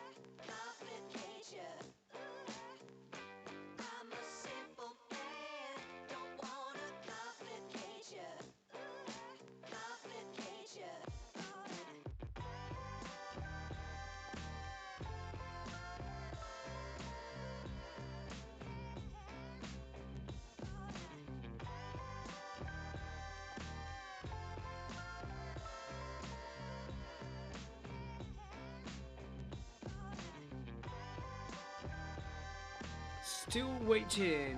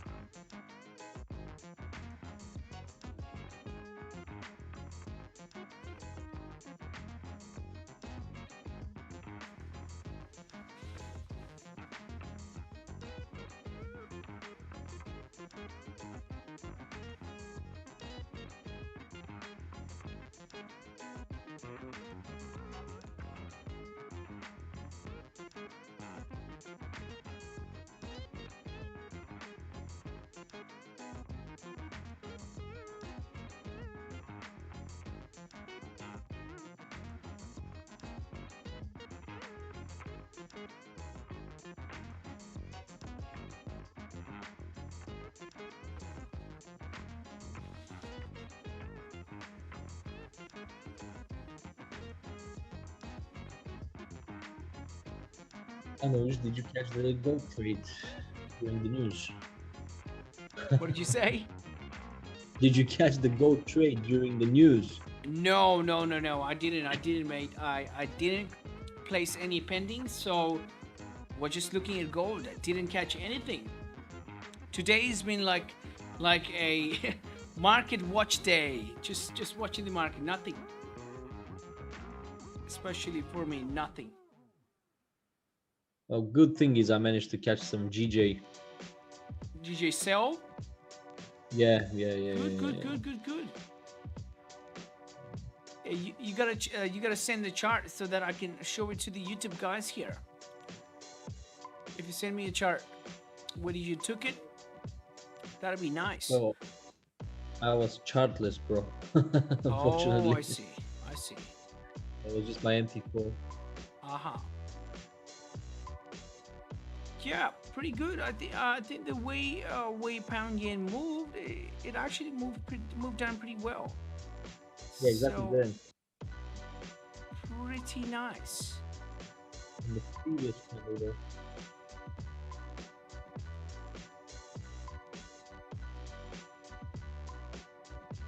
So if this hourly candle actually closes below the gray area, below the support area, below this rejection area, that'll be nice. That'll be a nice sign that, you know what, the prices in pound yen could actually continue down even more. So you kind of have to wait. So we are in about 20 minutes away from the CPI news now. Maybe we will see some consistency now. Let's see if that is the case. Let's look at the 4-hour candle, still hanging around there in gold. Yeah, for gold, clearly have to see price breaking 1750. Oh, so on a 4-hour time frame, I was actually looking for the price to break this level. But when I go into the smaller time frame, let's say 2-hour or even a 1-hour time frame, 1824, 25 is an important level. So once price starts breaking this level, there is obviously a clear traffic on the left hand side. So kind of have to wait and see if gold, if it's pushing up, have to see breaking resistance close above at least. Right now, it's too volatile. Right now, there's a long wick on the top, a long wick on the bottom, and it's sort of indecisive. There's no decisions taken in gold yet. So kind of have to wait. This is one of the days where market is too volatile and I can call it an early day, but I'm still waiting to see if the volume's gonna be consistent, right? So I'm gonna be here for the next 10, 11, 12 minutes, and after that I'm gonna call it a day, and I can come back the next day and try and attack the market when it's more subtle. So kind of waiting. Now look at this. Pound yen is rejecting off of the support area. Pound yen is rejecting off of that support area at this point in time, and the NYSE is going to open up in the next 50 minutes. NYSE is going to happen in the next 15 minutes. Maybe NYSE wants a piece of this pie, or it wants its premium price before it could move the instruments somewhere.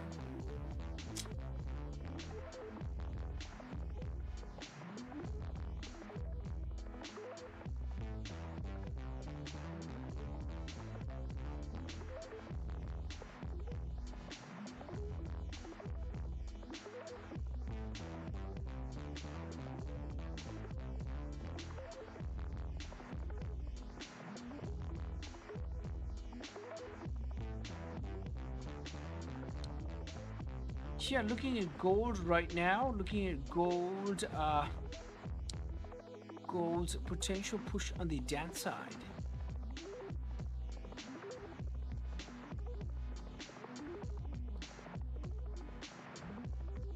Ooh, gold is coming down nice and slow. That's nice.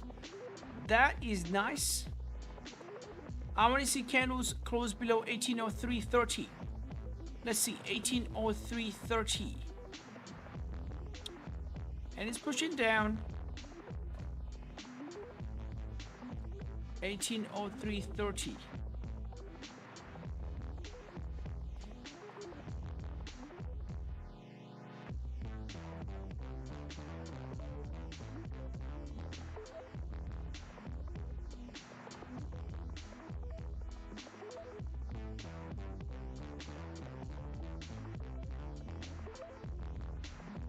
Ooh, 1 minute candles are pushing down. Nice.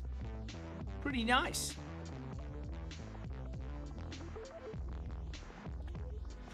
Pretty nice.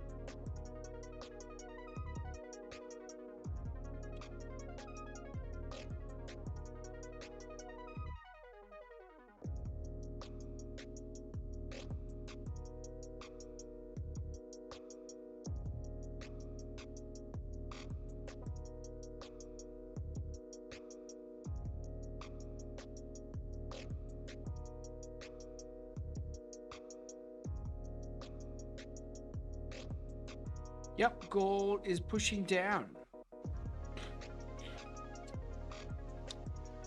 Gold is pushing down.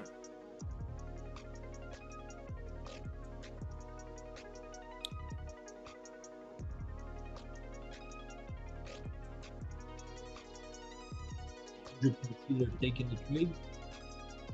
No trades yet. So I'm trying to see if the price breaks 1803.30.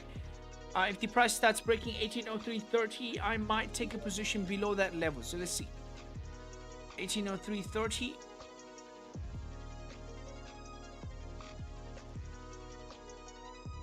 The way 2-hour candle is looking, the way 1-hour candle, the way 4-hour candle is looking, with the long liquidity wick on the top, with the rejection wick on the top, it looks like the candles could actually push all the way down. So if you guys remember the way I was talking about gold, the previous daily candle made a resistance, and it's looking nice right now. The resistance is looking nice right now.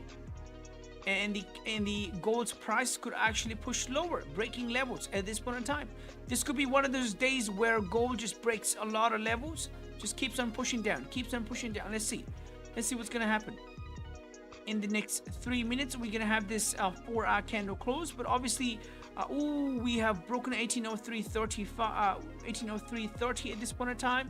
Let's see. I need to see a proper resistance like this on at least a 1 minute to start with before I take a position, or I'm gonna keep an eye open. Let's see. But it looks nice. It actually looks nice at this point in time. It actually looks nice. Let's see. I'm still waiting.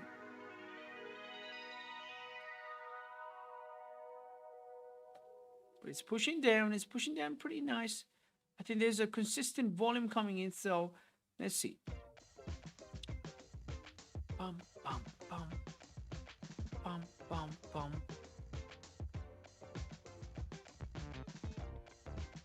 All right. If any of the candles close below 1803.30, that'd be nice, man. I'm still waiting. I'm still waiting.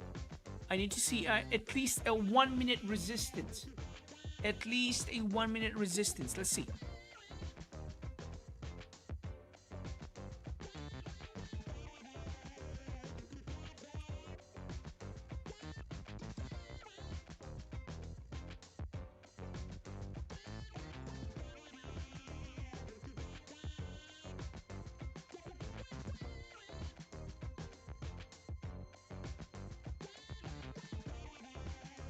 Wow. Gold is going to push down, man. 100% is going to push down.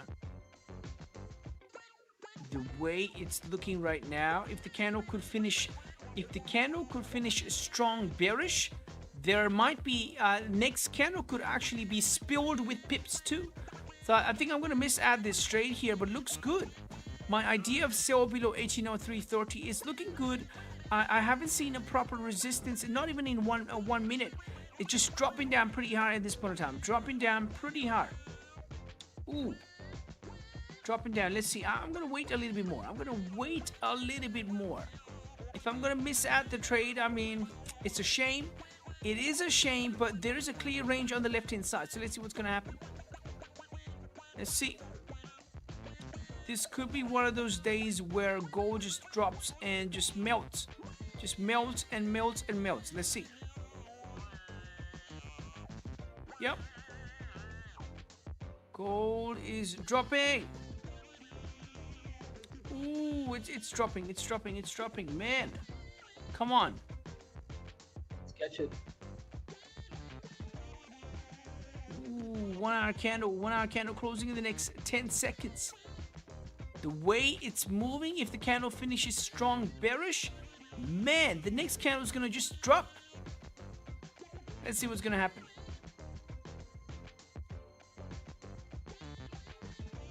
Pretty nice, pretty nice. Let's see. Let's see.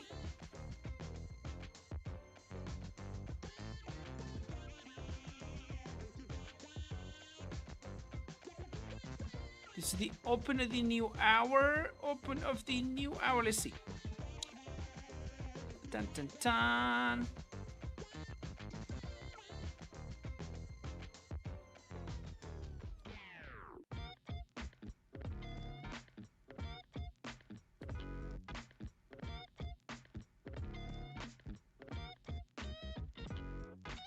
Actually, you know what? I'm gonna wait. I'm not gonna take a trade at the bottom of the range.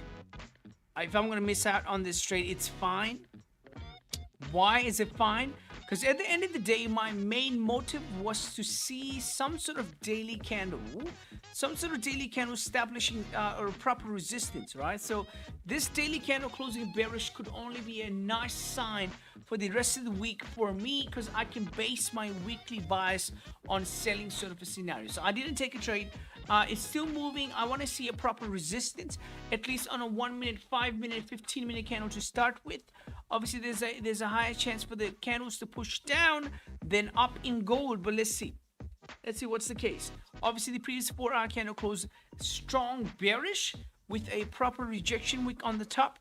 So if this current 4-hour candle is actually going to make a decent wick on the top before moving down, that could be the case. But what I'm going to do is I'm going to wait here for a few more minutes, and I'm going to call it a day, and I'm okay with it. I'm actually okay about it, because if I'm going to miss this sort of move in a range, it's fine. It's actually fine. But obviously the previous hourly candle successfully closed below 1803.30. That is a really good sign. So let's see.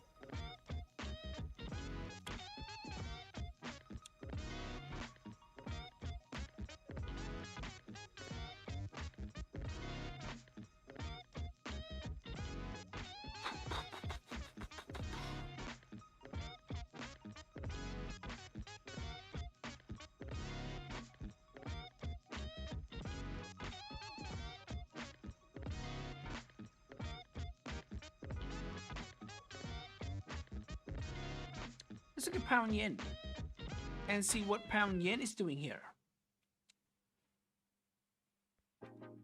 Pound yen, the previous 4-hour candle closed bearish, right at the support with a decent wick on the bottom.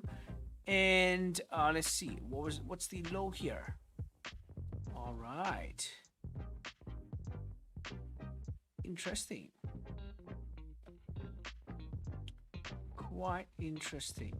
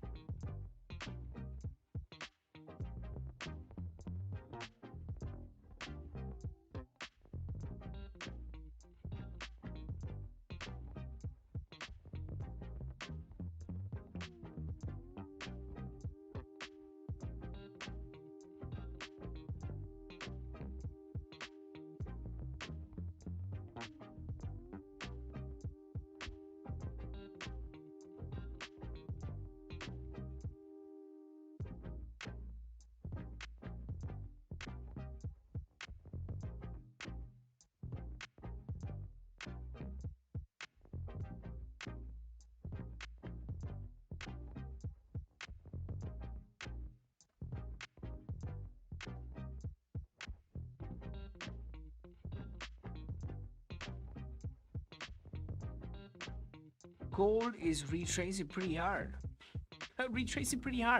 Just imagine people selling when candles at the lowest.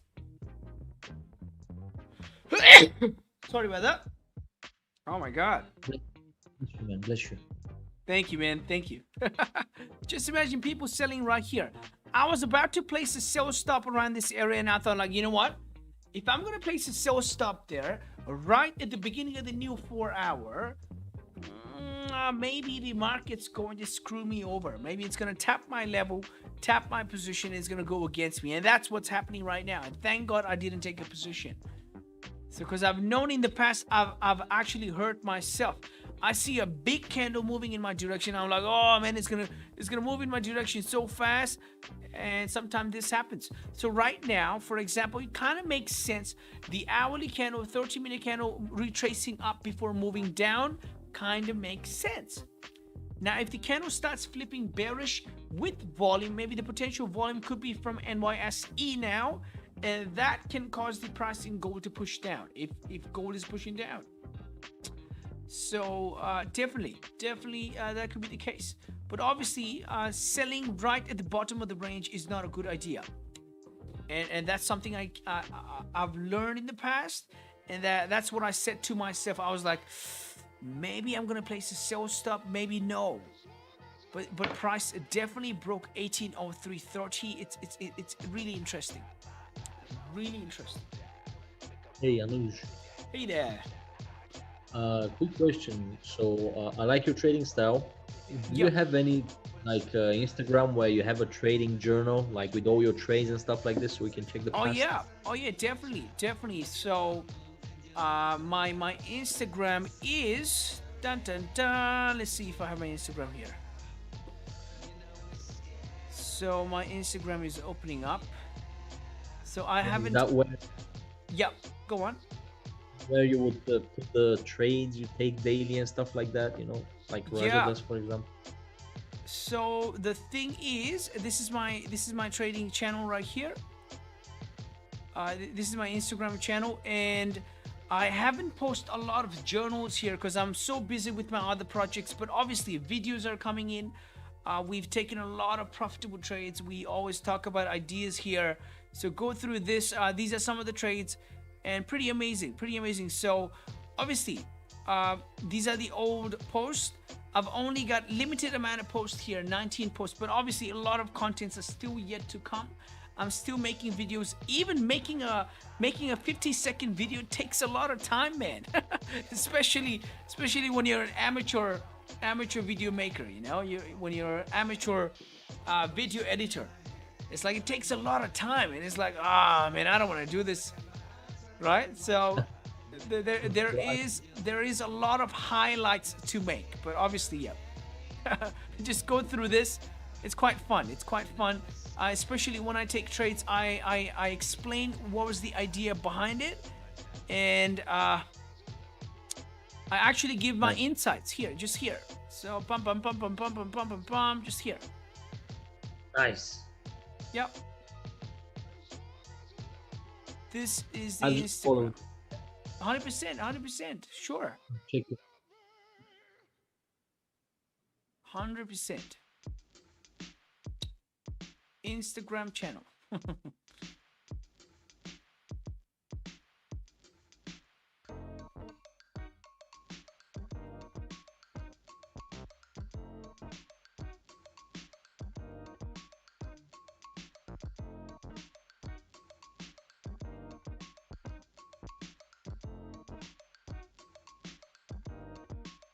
And all right, so I think I'm gonna call it a day in the next 3 minutes. Obviously, as we talked about the same idea several times. Sometimes we come to the market with anticipation that we'll catch something out of the market, but sometimes it just turns out to be a hard day or a difficult price action sort of a day. So what do?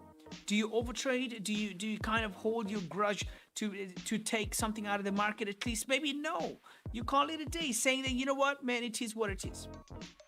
So at the end of the day, if the price action doesn't make sense, if it's just rangy, what do? You come back to the market the next day when it's consistent. That's what you do. So I'm going to be here for the next 2 minute, 3 minute, and I'm going to be out of here. So looking at the gold does have chances to push down.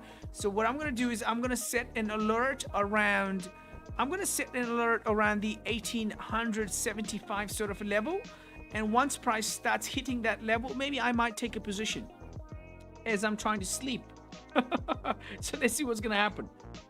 So let's see.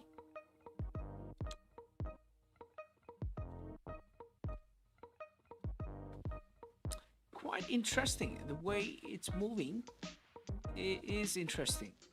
If the NYSE is actually trying to grab its premium price before moving down, that'll be lovely. That will be lovely.